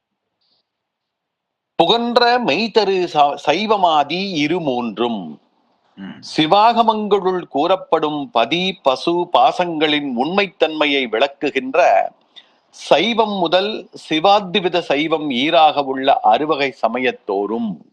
இதுதான் அகச்சமயங்கள். சைவம் முதல் சிவாத்வித சைவம் என்று சொல்லப்படுகிற இந்த 6 சமயங்களும், 2 என்றால் 6 சமயங்களும் வித்தையாதி எய்து தத்துவங்கள் ஏயும் மந்திரேஸ்வரர் முதலியோர் பொருந்தி இருக்கும் சுத்த வித்தை முதலிய தத்துவங்கள் ஒவ்வொன்றை பொருந்துவர். அப்போ அங்க அசுத்தமாய்க்கு மேலே மந்திரேஸ்வரர் என்று சொல்லப்படுகிற அந்த மந்திரங்களுக்கு அதிபதியாக நின்று சக்தியை தருகிற அந்த இறைவர்கள் வாழுவதாகிய சுத்த வித்தை வரை இந்த 6 பேருக்கும் முத்தி நிலைமை, ஒடுக்க நிலைமை ஏற்படும். நன்றாக கவனித்துக் கொள்ளுங்கள். சித்தாந்திகள் இந்த 6 பேருக்கும் அப்பால் நிற்கிறவர்கள். நான் சொல்றது உங்களுக்கு புரியும் என்று நினைக்கிறேன். சித்தாந்த சைவம் வேறு. சித்தாந்த சைவத்தவர்கள் இந்த அகச்சமயத்தவர்களுக்கும் அப்பால் நிற்கக்கூடிய சமயத்தவர்கள். இவர்களுக்கு சுத்த வித்தை வரையிலான, அதாவது அசுத்தமாயிலிருந்து சுத்த வித்தை என்கின்ற அந்த தத்துவம் வரைக்குள்ளே ஒடுக்கம் நிகழும் என்கிறார். மந்திரேஸ்வரர் முதலியோர் பொருந்தி இருக்கும் சுத்த வித்தை முதலிய தத்துவங்கள் ஒவ்வொன்றை பொருந்துவர். எம் இறைக்கு ஒன்றும் இன்று சித்தாந்த சைவ தெய்வமாகிய எமது சுத்த சிவன் இத்தத்துவங்களுக்கு அதீதப்பட்டு நிற்கும் நின்மலனாம். அதாவது முதலில் நான் சொன்னதிலே ஒரு தவறு. சுத்த வித்தை முதல் மேலே இருக்கக்கூடிய தத்துவங்கள், சுத்த வித்தை முதலான அந்த தத்துவங்கள் 5 தான் அந்த மற்ற அகச்சமயத்தவர்களுக்கு ஒடுக்கம் நிகழும். கடைசியாக சொல்லப்படுகிற இந்த சித்தாந்த சைவத்தால் சொல்லப்படுகிற சிவன் என்று சொல்லப்படுகிறவன் இவை எல்லாவற்றுக்கும் 36 தத்துவத்தையும் கடந்து நிற்கின்ற ஒருவனாக இருப்பான். அவன் இந்த தத்துவங்களுக்குள்ளே அகப்பட மாட்டான் என்கிறதை சொல்கிறது. குறிப்புரை. முதல் குறிப்பு, இவை 2 செய்யுள்களாலும் உயிர்கள் தத்துவங்களிலும் தத்துவங்கள் அவற்றை அதிட்டிக்கும் அதிதெய்வங்களாலும் அதிதெய்வங்கள் லயசிவனாலும் லயசிவன் சுத்த சிவனாலும் ஒடுங்கும் என்பதும் இத்தத்துவங்களும் உயிர்களும் சடமும் சித்துமாகிய பிரபஞ்சம் அனைத்துமாம் என்பதும் கூறியவாறு தொகுத்து மிக தெளிவாக சொல்கிறார். நமக்கு குழப்பம் இல்லாமல் தொகுத்து சொல்லப்படுகிற ஒரு பந்தி இந்த பந்தி. இதை விளங்கினாலே கூட இந்த பாடலுக்குரிய பயன் பெற்றிருந்துவிடும். திருப்பி படியுங்கள் அந்த பந்தியை. இவை 2 செய்யுள்களாலும் உயிர்கள் தத்துவங்களிலும் இது முதல் விஷயம். உயிர்கள் எங்கே சென்று ஒடுங்கும் என்றால் தத்துவங்களிலே சென்று ஒடுங்கும். இது முதல் வரி. அடுத்தது தத்துவங்கள் அவற்றை அதிட்டிக்கும் அதிதெய்வங்களாலும், தத்துவங்கள் அந்தந்த தத்துவங்களை அதிர்த்து நிற்கக்கூடிய அதிதெய்வங்களாலும் ஒடுக்கப்படும். அதிதெய்வங்கள் லயசிவனாலும், பிறகு அதிதெய்வங்களாக இருக்கக்கூடிய ஸ்ரீகண்டருத்திரர் அனந்த தேவர் எல்லாம் லயசிவனாலே ஒடுக்கப்படுவார்கள். லயசிவன் சுத்த சிவனாலும், லயசிவன் சுத்த சிவன் என்று சொல்லப்படுகிற சுத்த சிவனாலும் லயசிவன் சுத்த சிவனாலும் ஒடுங்கும் என்பதும் இத்தத்துவங்களும் உயிர்களும் சடமும் சித்துமாகிய பிரபஞ்சம் அனைத்துமாம் என்பதும் கூறியவாறு. இந்த தத்துவம் என்பது என்ன, உயிர்கள் என்பது என்னவென்றால் சடமும் தத்துவங்கள் என்று சொல்லப்படுகிறவை தடங்கள், உயிர்கள் என்று சொல்லப்படுகிறவை அறிவு பொருட்கள். அந்த அந்த அந்த ரெண்டும் சேர்ந்த சேர்க்கையைத்தான் நாங்கள் பிரபஞ்சம் என்று சொல்கிறோம் என்கிறார். இரண்டாம் குறிப்பு, மொய்தரு பூதமாதி மோகினி அந்தமாக பொய்தரு சமயம் எல்லாம் புக்கு நின்றிடும். புறப்புறச் சமயத்தவருள் உலோகாயுதர் பிருத்திவி அப்பு தேயு வாயு என்னும் 4 பூதங்களுமே மெய்ப்பொருள் என்பர். தேகாந்தத்திலே அவர் பெரும் பயன் இப்பூதங்களை அடைதலாம். கடவுளே ஒன்றும் இல்லை என்று சொல்லி 4 பூதங்கள் தான் இருக்கும் என்று சொல்லுகிறவர்களுக்கு தேகாந்தம் என்றால் உயிர் பிரிகிற பொழுது அவர்கள் இந்த 4 பூதங்களுக்குள்ளேதான் அவருடைய ஆன்மா ஒடுக்கப்படும் என்கிறார். அடுத்த குறிப்பு, பௌத்தர் பிருத்திவி முதல் புத்தி தத்துவம் ஈராக தத்துவம் 23 என்பர். அவர் தேகாந்தத்தில் புத்தி தத்துவத்தை அடைவர். இது நான் சொன்ன அடுத்த மதக்காரர்கள், அவர்களுக்கு 23 தத்துவங்களை அவர்கள் ஏற்றுக்கொள்கிறார்கள். எதிலிருந்து? பிருத்திவி முதல், பௌத்தர் பிருத்திவி முதல் புத்தி தத்துவம் ஈராக புத்தி தத்துவம் வரைக்கும் தான் அவர்களுக்கு ஏற்றுக்கொள்வார்கள் பௌத்தர்கள். அதுக்கு மேலே போக மாட்டார்கள். ஆகவே அவர்களுக்கு எங்கே ஒடுக்கம் நிகழும் என்றால் அத்தகைய மதத்திலே இருக்கிற உயிர்களுக்கு ஒடுக்கம் புத்தி தத்துவத்தை அடைவர். புத்தி தத்துவத்திலே போய் அவர்கள் ஒடுங்குவார்கள். அடுத்த குறிப்பு, சமணர் பிருத்திவி முதல் குணதத்துவம் ஈராக தத்துவம் 24 என்பர். அவர் தேகாந்தத்தில் குணதத்துவத்தை அடைவர். எது கடைசியோ அதை போய் சேர்வார்கள். பிருத்திவி முதல் குணதத்துவம் வரை சமணர்களுக்கு அவர்கள் குணதத்துவத்தை போய் அடைவார்கள். அடுத்த குறிப்பு, தார்க்கிகருக்கு பதார்த்த ஞானமே பொருள், அது புத்தியின் விருத்தியாதலால் அவரும் புத்தி தத்துவத்தை அடைவர். கொஞ்சம் பேருக்கு புத்தி தத்துவத்திலே தான் இடம் ஒதுக்கப்படும். இப்ப முதல் சொன்னவர்களும் புத்தி தத்துவத்திலே தான் ஒடுங்குவார்கள். தார்க்கிகர்கள் என்றால் தர்க்கத்தையே தங்களுடைய வாதமாக கொண்டு உண்மைகளை நிறுவ முற்படுகிறவர்கள். அவர்களும் புத்தியாலே தானே தர்க்கம் நிகழும் என்றபடியால் அவர்களுக்கும் இருப்பிடம் புத்தி தத்துவம் என்று சொல்கிறார். மீமாஞ்சகருக்கு கன்மம் பொருள், அது புத்தியின் விருத்தி ஆதலால் அவரும் புத்தி தத்துவத்தை அடைவர். மீமாஞ்சகர் என்று சொல்லப்படுகிறவர்களுக்கு பொருள் கன்மம்தான். ஆகவே அவர்கள் கன்மம் எந்த இடம், அதை வாசிங்கள் திருப்பி. கன்மம், மீமாஞ்சகருக்கு கன்மம் பொருள், அது புத்தியின் விருத்தி ஆதலால் அவரும் புத்தி தத்துவத்தை அடைவர். கன்மம் என்று சொல்வது புத்தியின் விருத்தி தான். நன்மை தீமை என்பது புத்தியிலே இருந்துதானே நமக்கு வெளிப்படுகிறது. ஆகவே அவர்களுக்கும் புத்தி தத்துவத்திலே தான் ஒடுக்கம் நிகழும் என்கிறார். ஏகான்மவாதிகளுள் மாயாவாதிகள் மாயைக்கு வேறாகிய பிரம்மரூபமே யான் என வேதாந்த ஞானத்தால் அறிவதே முத்தி என்பர். ஆதலால் அவர் புருட தத்துவத்தை அடைவர். இது நாங்கள் சொல்லுகிற இந்த வேதாந்திகளிலே ஒரு சாரார் அவரை பற்றி சொல்லுகிறார். என்ன படியுங்கள். ஏகான்மவாதிகளுள் மாயாவாதிகள் மாயைக்கு வேறாகிய பிரம்ம ரூபமே யான் என. ஏகாமவாதிகள் என்பது ஒன்று பொருள், முப்பொருள் இல்லை அவர்களுக்கு, ஒன்றுதான் அவர்களுக்கு பொருள். அதாவது பரமாத்மாவே ஜீவாத்மாவாக பிரிந்து நின்று பிறகு ஒன்று சேருகிறது. இதுதான் இந்த பிரபஞ்ச இயக்கம். முன்பு நான் சொல்லி இருக்கிறேன். எப்படி ஒரு குடத்தை எடுத்தால் குடத்துக்குள்ளே இருக்கிற ஆகாயம் குடாகாயம் என்று சொல்லப்படும். ஆகாயம் என்பது வெளி. மொத்த வெளிக்குள்ளே குடத்தை எடுத்தால் குடத்துக்குள்ளே ஒரு வெளி இருக்கிறது. அதை நாங்கள் குடாகாசம் என்று சொல்கிறோம். இது குடமுடைகிற பொழுது இந்த வெளியும் அந்த வெளியும் ஒன்றாக கலந்துவிடும். குடத்துக்குள்ளே இருக்க வெளி தனியே இப்படி நிற்க போறதில்லை. குடத்தை உடைத்தோடனே வெளியும் உள்வெளியும் கலந்துவிடும். அதுபோல இந்த ஏகான்மவாதிகள் என்ன சொல்வார்கள் என்றால், முப்பொருள் எல்லாம் இல்லை, பொருள் ஒன்றேதான், அது பிரிந்து நின்று தோற்றப்பட்டு பிறகு ஒன்று சேருகிறது என்பார்கள். அவர்களுக்குள்ளே ஒரு சாரார் பற்றி சொல்ல போகிறார். ஏகான்மவாதிகளுள் மாயாவாதிகள் மாயைக்கு வேறாகிய பிரம்ம ரூபமே யான் என வேதாந்த ஞானத்தால் அறிவதே முத்தி என்பர் ஆதலால் அவர் அவர்கள் என்ன சொல்வார்கள் என்றால், இந்த இந்த தத்துவங்களுக்கு அப்பால் இருக்கக்கூடிய பிரம்மமே தான் ஆன்மா என பரமாத்மாவும் ஜீவாத்மாவும் ஒன்று என்று சொல்லுகிறவர்கள் அவர்கள் தான் என்று சொல்லுகிறவர்கள் ஆதலால் அவர் புருட தத்துவத்தை அடைவர். அவர்களுக்கு தத்துவம் புருட தத்துவம், அவர்கள் ஒடுக்கம் அடைகிற இடம் புருட தத்துவமாக இருக்கும் என்கிறார். சாங்கியருக்கு பிரகிருதியையும் புருடனையும் விவேகித்து அறிதலே முத்தி ஆதலால் அவரும் புருட தத்துவத்தை அடைவர். அவர்கள் அதுக்கு கொஞ்சம் மேலே போவார்கள். நாங்கள் சாங்கிய தத்துவம் என்று திருக்குறளிலே படித்தோமே, அவர்களுக்கு 24 தத்துவங்கள். அவர்கள் என்ன செய்வார்கள் என்றால், பிரகிருதியையும் புருடனையும் விவேகித்து அறிதலே, பிரகிருதி மாயையையும் புருடனையும் ஊகித்து அறிவார்கள். விவேகித்து அறிவார்கள் என்றால் ஊகித்து அறிகிறவர்கள் ஆனதால் விவேகித்து அறிதலே முத்தி ஆதலால் அவரும் புருட தத்துவத்தை அடைவர்.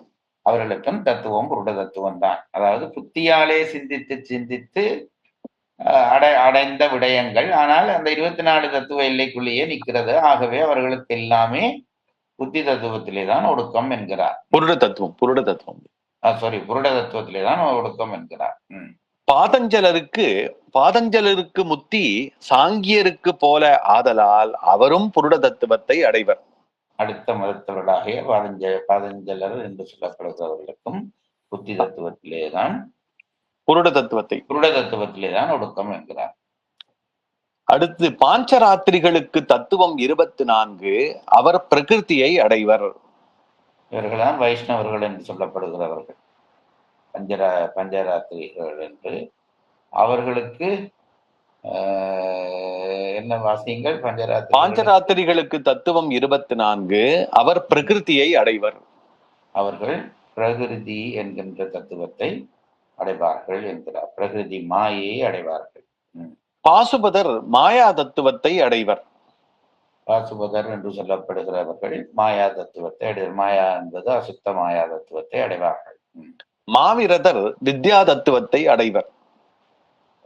அது மாவிரதர் என்று சொல்லப்படுகிறவர்களுக்கு ஒடுங்குகிற இடம் வித்யா தத்துவம்.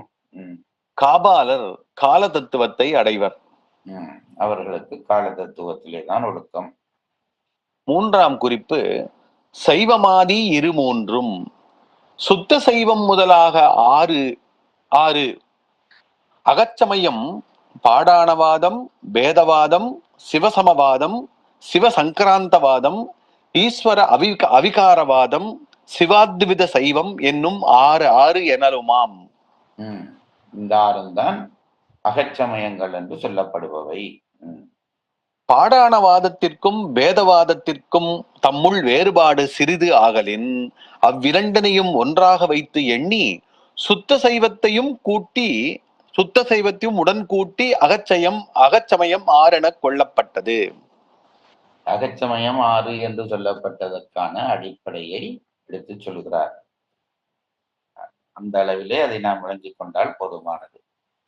4ஆம் குறிப்பு, வித்தையாதி 5 தத்துவங்கள். வித்தை என்றால் மந்திரேஸ்வரர்.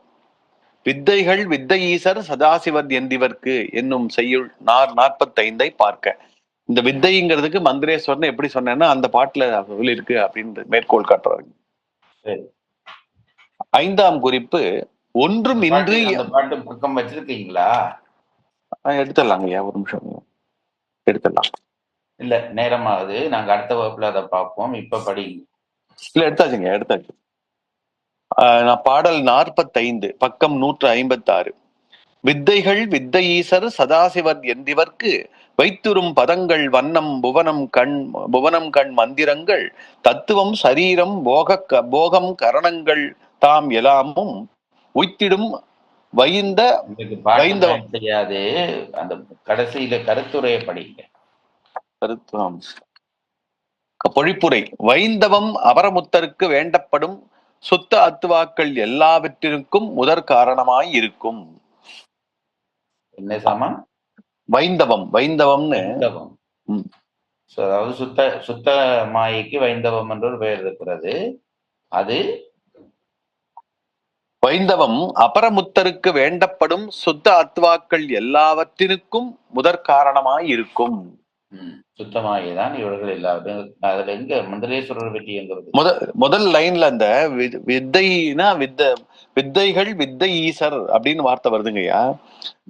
அதுல அந்த உரையில பாத்தீங்கன்னா வித்தை ஈசர் அப்படின்னா மந்திர மகேஸ்வரர் அப்படின்னு சொல்றாரு. அந்த இங்க வித்தை மந்திர மகேஸ்வரருக்கு தனி குறிப்பு இல்லையா? ஒரு பந்தி போட்டிருப்பாங்களே. இருக்குங்க. வித்தை ஈசர் அப்படிங்கிறதுக்கு வித்தைகள் மந்திரேஸ்வரர், அவர் சுத்த வித்யா தத்துவத்தில் இருக்கும் சத்தகோடி மகாமந்திரர் அப்படின்னு வந்திருக்குங்க. கோடி மகாமந்திரர். அடுத்து வித்தை ஈசருக்கு அட்ட வித்யேஸ்வரர், அவர் அனந்தர், சூக்குமர், சிவோத்தமர், ஏகநேத்திரர், ஏகருத்தரர், திரிமூர்த்தர், சீகண்டர், சிகண்டி என்னும் எண்மர் அப்படின்னு அந்த குறிப்பு போதுங்க. சரி சரி, இப்போதைக்கு இதை விடுவோம். நாங்க அதை படிச்சு முடிச்சுட்டு அடுத்த வகுப்புல இந்த இடத்தை வேண்டாம் ஒரு தரம் பார்த்துட்டு தொடங்குவோம். 5ஆம் குறிப்பு, ஒன்றும் இன்று எம் இறைக்கு முதல்வன் அமலனாய் நிற்கும் முறைமை கூறியவாறு. பொழிப்புரை. புறப்புறம் புறம் அகப்புறம் என்னும் முக்கூற்று சமயத்தவர் பூதம் இங்கிட்டு போகணும். முதல்வன் அமலனாக நிற்கும் முறைமை கூறியவாறு. அது எங்க வருது? இந்த பாட்டுல கடைசி லைன்கையா, இந்த இன்னைக்கு பாட்டுல ஒன்றும் இன்று, அதாவது மெய்தரு சைவமாதி இருமூன்றும் வித்தையாதி எய்து தத்துவங்களேயும் ஒன்றும் இன்று எம் இறைக்கே, அந்த கடைசி அந்த அதுக்கு பொருளுரை சொல்ற சைவர்கள் சொல்லுகிற இறைவனுக்கு இந்த தத்துவங்கள் ஒன்றுக்குள்ளேயும் அவன் அகப்படாமல் நிற்பான் என்பதுதான் சொல்லப்படுகிற விஷயம். அது அமலன் என்று அவனுக்கு ஏன் பெயர் என்றால் அவன் மலத்தொடர்பு அற்றவன் என்று அர்த்தம். மாயை என்பது மலம். ஆகவே அதுக்குட்பட்ட எல்லா இறை சக்திகளுக்கும் கூட மலத்தொடர்பு உண்டு. அதாலே அவர்களே அமலர்கள் என்று சொல்ல முடியாது. தத்துவம் கடந்து நிற்கக்கூடிய நம்முடைய பரசிவன் மட்டும்தான் மலத்தொடர்பு இல்லாமல் இருக்கிறபடியால் அவனுக்கு அமலன் என்று பெயர் என்பது சொல்லப்படுகிறது. பொழிப்புரை. புறப்புறம் புறம் அகப்புறம் என்னும் முக்கூற்று சமயத்தவர் பூதம் முதல் அசுத்தமாயா தத்துவம் வரையில் உள்ள தத்துவங்கள் ஒவ்வொன்றில் நிலை பெறுவர். அகச்சமயத்தவர் அறுவரும் சுத்தவித்தை முதலிய தத்துவங்களை அடைவர். சித்தாந்த தெய்வமாகிய சுத்த சிவம் 36 தத்துவங்களையும் கடந்து நிற்கும். இப்பொழுது உயிரொடுக்கம் பற்றி சொல்லப்பட்டிருக்கிறது. தத்துவ ஒடுக்கம் அப்படி நிகழும் என்று இதற்கு முதல் பாட்டிலே சொன்னார்கள். இந்த பாடலிலே உயிர்கள் ஒடுங்குகிற முறை, ஏனென்றால் பிரபஞ்சம் என்பது சித்தாகவும் அசித்தாகவும் இருக்கிறது. சித்தென்பது உயிர்கள், அசித்தென்பது உயிரற்ற பொருள்கள். தத்துவங்கள் உயிரற்றவை, அவற்றினுடைய ஒடுக்கம் எந்தெந்த தெய்வங்களால் நிகழ்கிறது என்று சொல்லப்பட்டிருக்கிறது. இந்த பாடலிலே உயிர் ஒடுக்கம் பற்றி சொல்லுகிறார். என்னென்ன சமயத்தை சார்ந்தவர்கள் அவரவர் கொண்ட தத்துவத்துக்கேற்ப ஒடுக்கம் பெறுவர், இது ஒவ்வொருவரும் எந்தெந்த இடத்திலே ஒடுங்குகிறார்கள் என்பதை தனித்தனி சமயங்களாக பிரித்து சொல்லி இருக்கிறார்கள். இதை விளங்கி வைத்துக் கொள்ள வேண்டியவர்கள் வைத்துக் கொள்ளலாம். ஆனால் தத்துவ பயணத்துக்கு இவை பெரிய உதவி அல்ல. ஆனால் இந்த செய்தி இப்படி இருக்கிறது, இன்னென்னவர் இன்னென்ன சமயத்தில் நிற்கின்ற உயிர்கள் இங்கு ஒடுங்குவார்கள் என்பதை ஒரு செய்தியாக மட்டும் தெரிந்து கொண்டு நாம் இந்த பாடலை கடந்து செல்லலாம் என்பது என்னுடைய சொந்த கருத்து. இல்லை, நாங்கள் இதையெல்லாம் தெரிந்து மனதிலே வைத்திருக்க போகிறோம் என்பவர்கள் வைத்திருப்பதாலே ஒரு குறையும் இல்லை என்பதை சொல்லி இன்றைய வகுப்பை நிறைவு செய்யலாம் என்று நினைக்கிறேன். தொகுப்புரை முடித்து விட்டு முடிச்சா மறுவாசிப்பு படிச்சிருங்க, பொழிப்புரை முடிச்சாச்சு. சரி சரி. இந்த பாடலுக்கு இந்த பொழிப்புரை முடிஞ்சவனே தாங்க தத்துவ இந்த படம் போட்டிருக்காங்க, ஒரு டேபிள் மாதிரி அழகா போட்டிருக்காங்க. இந்த பக்கத்துல அது தத்துவ பாடம் போட்டிருக்காங்க. தத்துவ பாடமா படமான்னு தெரியல, படம் தான் அது, நல்லா இருக்கு. பாடல் 163 மறுவாசிப்பு. பாடல் தலைப்பு உயிர்கள் ஒடுங்கும் முறை. மொய்தரு பூதமாதி மோகினி அந்தமாக பொய்தரு சமயம் எல்லாம் புக்கு நின்றிடும் புகன்ற மெய்தரு சைவமாதி இருமூன்றும் வித்தையாதி எய்து தத்துவங்களேயும் ஒன்றும் இன்று எம் இறைக்கே. பொழிப்புரை. புறப்புறம் புறம் அகப்புறம் என்னும் முக்கூற்று சமயத்தவர் பூதம் முதல் அசுத்தமாயா தத்துவம் வரையில் உள்ள தத்துவங்கள் ஒவ்வொன்றில் நிலை பெறுவர்.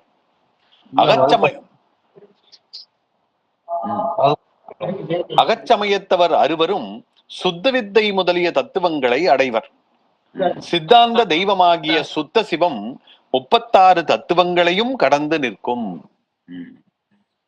சரி, நன்றிங்க ஐயா. நன்றிங்க ஐயா. இப்பொழுது கேள்வி நேரம். முதலாவதாக திரு சரவணன் அவர்கள் கை வைத்திருக்கிறார். ஐயா வணக்கம். இதுல எனக்கு ஒரு சின்ன குழப்பம் இருக்கு ஐயா. முன்னாடி படிக்கும்போது நம்ம என்ன படிச்சோம்னா சகலர், கலையாக்கலர், வித்யாக்கலர், 3 மும்மலம், இருமலம், ஒரு மலம் இருந்தவங்க, இவங்க இந்தந்த தத்துவத்துல இருப்பாங்க அப்படின்னு படிச்சோம். ஒரு பிரளயம் நடக்கும்போது சகலரை பிரளயகலரா மாறலாம், 3 மலம் இருக்கும், 2 மலத்துல ஒடுக்கலாம் அப்படின்னு முன்னாடி ஒரு தடவை படிச்சிருக்கோம். நீங்களும் சொல்லியிருக்கீங்க. இந்த 60 சமைத்தாரும் சகலர் தான் இல்லைங்களா? சகலர் தான். இப்போ இவங்க ஒடுங்கும் போது இதுல அக சமயத்துல இருக்கும் நேரம் எடுத்தும்போது பிரளயம் எல்லாம் தாண்டி விஞ்ஞான கலர் வாழக்கூடிய சுத்த தத்துவத்துல போய் ஒடுங்குறது 2 ப்ரொமோஷன் கொடுக்குற மாதிரி. நீங்க எங்க சொல்லி இருக்குது? இப்போ இந்த கடைசி பாயிண்ட் அதுதானே ஐயா. இப்போ இந்த 60 சமயத்துல அகப்புற சமயத்தார் சுத்த தத்துவத்துல இருக்க அதுல ஒடுங்குவாங்க. அகப்புற சமயத்தவர்கள் அல்ல, அகச்சமயத்தவர்கள். அகச்சமயத்தவர் அதுல சுத்த தத்துவத்தை போய் ஒடுங்குவாங்க தானே இப்ப சொல்றது இந்த கடைசி பாயிண்ட். அப்படின்னா அது வித்யா கலர் வாழற ஆன்மா, அந்த வித்யா கலர் ஆன்மா வாழக்கூடிய தத்துவங்கள் தான் அந்த ஈஸ்வரம், சுத்த வித்தை, சதாசிவம். அதுல இருக்க புவனங்களை தான் வித்யா கலர் ஆன்மாக்கள் வாழ்வாங்க. அவங்க ஒரே ஒரு மலம் இருக்கவங்க தான். சகலர் மும்மலம் இருக்கவங்க. இவங்க அங்க போய் ஒடுங்குவாங்கிறது ஏன்னா முன்னாடி சொல்லும்போது. ஆமா, நீங்க சொல்றது சரி. அது ஒரு நியாயபூர்வமான கேள்வி. நான் என்னுடைய கருத்து, இப்போதைக்கு வருகிற கருத்தை சொல்லுகிறேன். அதாவது இவர்கள் ஒடுங்குவார்கள் என்றால் இந்த அளவுக்கு இவர்கள் வளர்ச்சி பெற்று ஒடுங்க முடியும். குறிப்பிட்ட சமயத்தவர்கள் எல்லாருமே மேலே போவார்கள், முத்தி அடைவார்கள். ஆகவே இந்த அகச்சமயத்தவருக்கு நேரடியாக வளர்ச்சியிலே அந்த சுத்த தத்துவங்கள் வரைக்கும் அவர்களுடைய ஆன்மா சென்று ஒடுங்கக்கூடிய வாய்ப்பிருக்கும் என்பதைத்தான் இப்படி சொல்கிறார்கள் என்று நினைக்கிறேன். இதை நாங்கள் முழுமையான பதிலாக கொள்ள தேவையில்லை. இப்பொழுது நாம் விளங்குகிற ஒரு பதிலாக வைத்துக் கொள்ளுங்கள். நூலுக்குள்ளே மேலும் பயணிக்கிற பொழுது இந்த இடங்கள் விரிவாகும். இந்த புத்தகம் கையிலே வச்சிருந்தால் ஒரு கேள்விக்குறி போட்டு வைத்தீர்களானால் எங்களுக்கு அந்த கேள்வி ஞாபகத்திலே இருக்கும். இன்னும் தெளிவான பதில் வருகிற பொழுது அதை கண்டு கொள்ளலாம். ஏன்னா இதை படிக்கும்போது சைவ சித்தாந்தத்திலையும் ரிசர்வேஷன் பாலிசி இருக்கு போல அப்படின்னு என்ன தோணுது. அடுத்ததாக திரு ஞானசேகரன் அவர்கள். வணக்கம். எனக்கும் இந்த குழப்பம். ஏன்னா மற்ற சமயத்தார் அவங்களுக்கு அதுதான் எல்லைங்கிற மாதிரி இருக்கு. அவர்களும் மனிதர்கள், மனித உயிர்கள் தானே. அவரும் மேலே சிவ தத்துவம் வரைக்கும் போகலாம்ல? போவார்கள். எப்படி போவார்கள் என்றால் அவர்கள் தேகாந்தத்திலே அடைகிற இடங்கள் தான் இந்த இடங்கள். பிறகு திருப்பி வருகிற பொழுது அவர்களுடைய வளர்ச்சிக்கேற்ப அந்த வளர்ச்சிக்குரிய ஒரு சமயத்திலே பிறப்பார்கள். அப்படி பிறக்கிற பொழுது அந்த இடத்துக்கு போவார்கள். பிறகு அந்த இதிலே இன்னும் வளர்ச்சி பெறுகிற பொழுது அந்த வளர்ச்சியிலே செல்லக்கூடிய ஒரு சமயத்திலே பிறப்பார்கள். இப்படி போய் போய் போய் போய் அவர்களும் மேல்நிலை அடைவார்கள். எப்பொழுதுமே புறப்புறச் சமைத்தவர்கள் புறப்புறச் சமைத்தவர்களாகவே இருக்க போறதில்லை. குறித்த ஒரு பொருளிலே புறப்புறச் சமயமாக இருக்கிறவர் அனுபவம் பெற பெற பெற பிறகு அடுத்த பிறவிகளிலே அதுக்கு மேற்பட்ட பிறவியாக மேற்பட்ட சமயங்களிலே தோன்றுகிற வாய்ப்பு இருக்கும். அப்படி வாய்க்கிற பொழுது அடுத்த இடத்துக்கு போய் கடைசியிலே அவர்களும் முத்தி அடைவார்கள் என்பதுதான் உண்மை. அதிலே ஒதுக்கப்பட்ட ஆன்மாக்கள் என்று ஒரு ஆன்மாக்களும் அல்ல. பயணம் நீளும், அவ்வளவுதான். நன்றி. அடுத்ததாக திரு கணபதி அவர்கள். ஐயா வணக்கம் ஐயா. வணக்கம். ஐயா எனக்கு இதே ஒரு சந்தேகம் தாங்க, இந்த குழப்பம் தான் வந்ததுங்க. அதுல வந்து நீங்க அடிக்கடி சொல்லுவீங்களவா, நான் இந்த மீண்டும் பிறந்தால் சைவனாக பிறக்க வேண்டும் என்று ஒரு ஆசை இருப்பதாக நீங்க சொல்லும்போது அந்த பாயிண்ட் நான் கொஞ்சம் விட்டு நோக்கினேன்.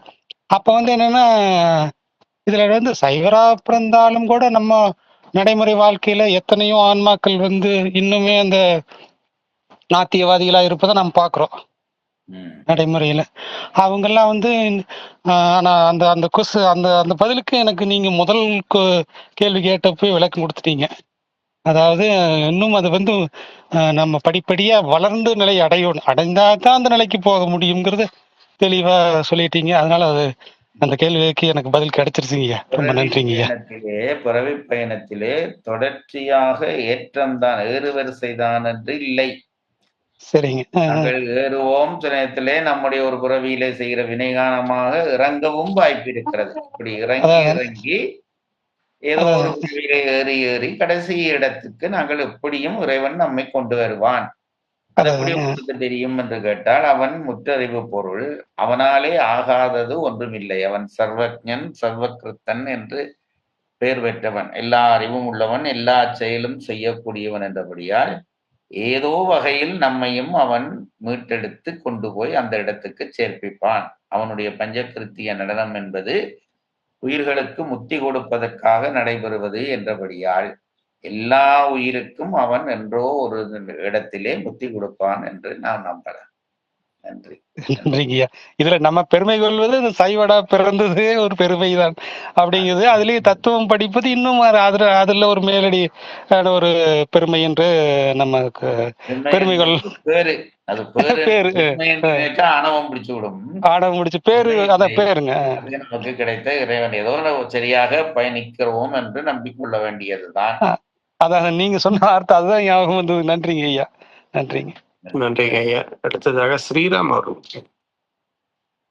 ஐயா வணக்கம் ஐயா. ஒரு அடிப்படை சிலபஸ் பத்தி கேள்விங்க. சைவ சித்தாந்தத்துடைய முதல் தத்துவ நூல் வந்து மெய்கண்டார் எழுதியது சிவஞான போதம்.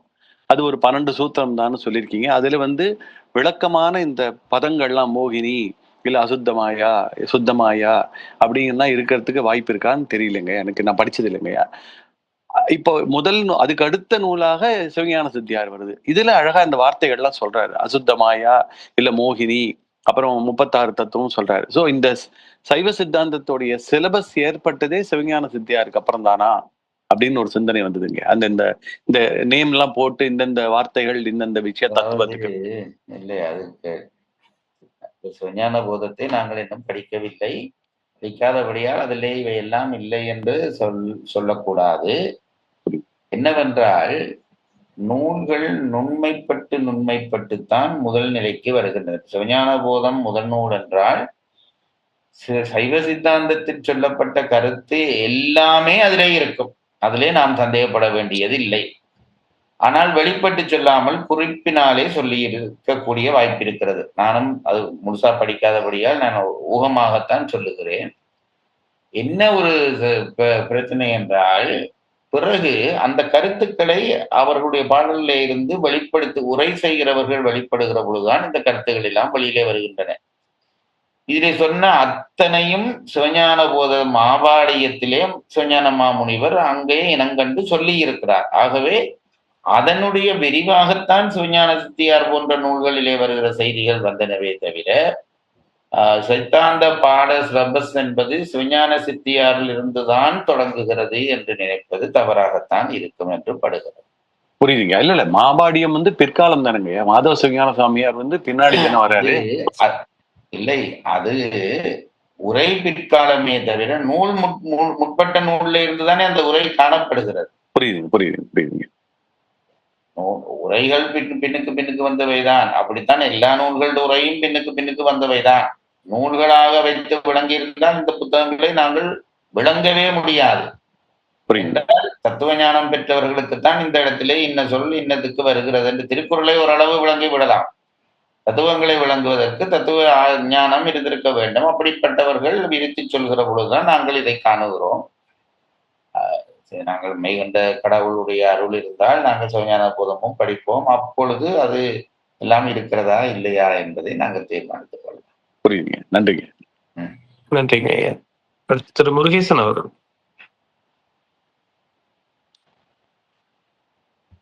ஐயாவின் திருவடிக்கு பணிவான ஒரு விண்ணப்பங்க ஐயா. சொல்லுங்க. இடையில ஐயா ஐயானது எனக்கு உடம்பெல்லாம் பூசுதுங்கய்யா. நீங்க எப்பயும் போல என்ன அடியான வந்து முருகேசா டேன்னு சொன்னா கூட எனக்கு மகிழ்ச்சியா இருக்கும். பணிவான விண்ணப்பம். தாராளமா சொல்லலாம். தனியே சந்திக்கிற பொழுது சபையிலே அப்படி சொல்லக்கூடாது. எனக்கு அப்படி பேசி எல்லாரோடும் பேசி பழகின காரணத்தினாலே எனக்கு பெரும்பாலும் இந்த வார்த்தை வந்து விடுகிறது. அதனாலே சொல்லுகிறேன். நீங்கள் அடியேன் என்று சொல்வது உங்கள் தன்னடக்கத்தாலே உங்களுடைய பண்பு, உங்களுடைய அன்பு எல்லாம் உங்களுடைய ஐயாவாகத்தான் காட்டுகிறது என்பதை தெரிந்து கொள்ளுங்கள். நன்றி ஐயா. நன்றிங்க. நன்றி நன்றி நன்றிங்க ஐயா. அடுத்த திரு அர்ஜுனன் மோகன் அவர்கள்.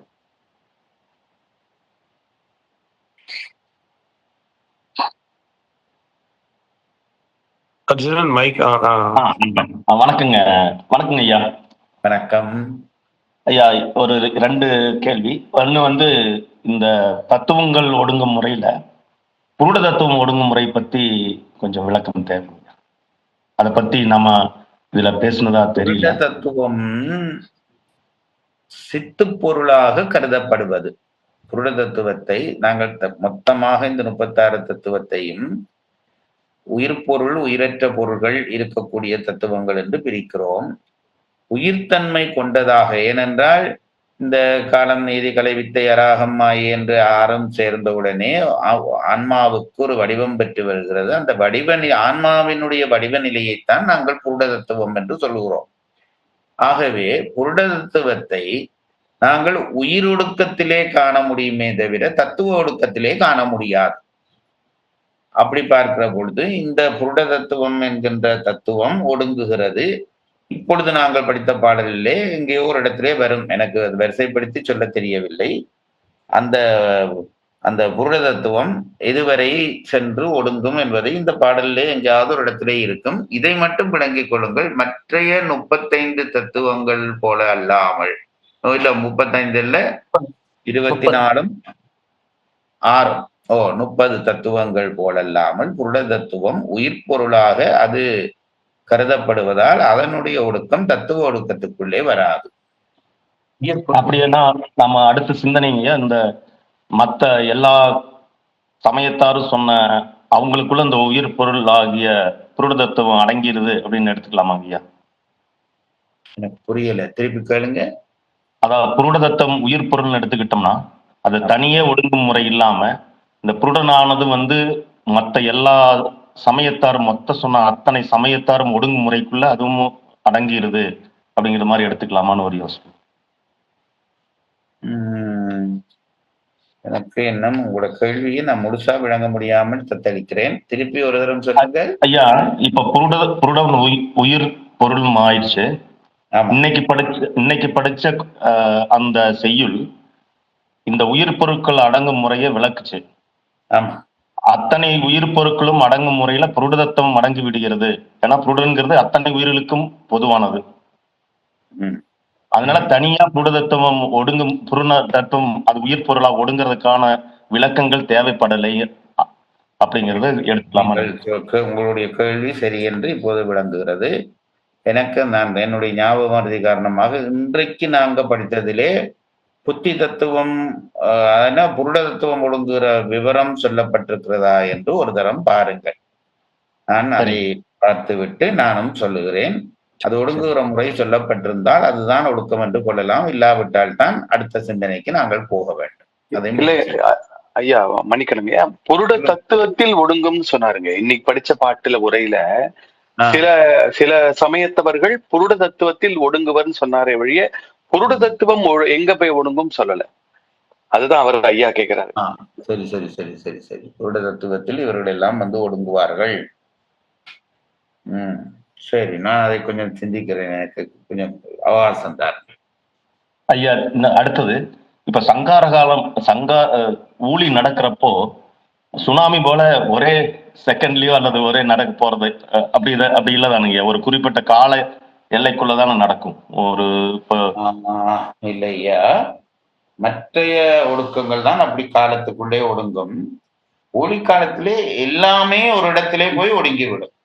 அந்த இடத்திலே நீங்க நினைப்பது போல பகுதி பகுதியாக ஒடுங்குவதற்கு அந்த பேரொடுக்கம் என்று பெயர் இல்லை. எல்லா பகுதி ஒடுக்கமும் சேர்ந்து, அதாவது தூக்கம், திரை, மரணம் எல்லாம் சேர்ந்து ஒட்டுமொத்த பிரபஞ்சமும் ஒடுக்கப்படுவதைத்தான் நாங்கள் இந்த ஊழிக்காலம் என்று சொல்கிறோம் என்பதுதான் என்னுடைய கருத்தாக இருக்கிறது. அது நடக்கிறதுக்கு ஒரு குறிப்பிட்ட காலத்துக்குள் நடக்குமா, சடனா நடக்குமாங்கிறது என்னுடைய கேள்வி. கால தத்துவமும் எல்லாம் ஒடுங்கி போய்விடுமே. 36 தத்துவமும் எல்லாம் கொண்டு போய் ஒடுக்கப்பட்டு மாயை என்கின்ற அந்த மூல மாயைக்குள்ளே எல்லாம் போய் ஒடுங்கி போய்விடும். அது பிறகு காலங்களும் ஒன்றும் இருக்காது. அப்படித்தான் நாங்கள் எடுக்க வேண்டும். நீங்கள் இந்த சிந்தனைகள் எல்லாம் நல்லது. நாங்கள் நூலோடு படிக்கிற பொழுது அந்த இடத்திலே வைத்து அதை அந்தந்த விஷயங்களை விளங்கத்தான் முடிகிறது. கேள்விகள் எல்லாவற்றையும் வைத்துக் கொள்ளுங்கள். எப்படியோ நூல் நமக்கு அதுக்கான விடையை தரும் என்ற நம்பிக்கையோடு தான் நாம் மேலே செல்ல வேண்டி இருக்கிறது. நன்றி ஐயா, நன்றி. நன்றி ஐயா. நேரம் 8 மணி கடந்து விட்டது. 2 கேள்விகள் இருக்கு, எடுத்துக்கலாம் ஐயா. சுருக்கமா இருப்போம். நானும் கொஞ்சம் வெளியில போக வேண்டி இருக்கிறதால அங்கேயும் குத்தி போகிறது. சரி. மீனாட்சி சுந்தரம் அவர்கள்.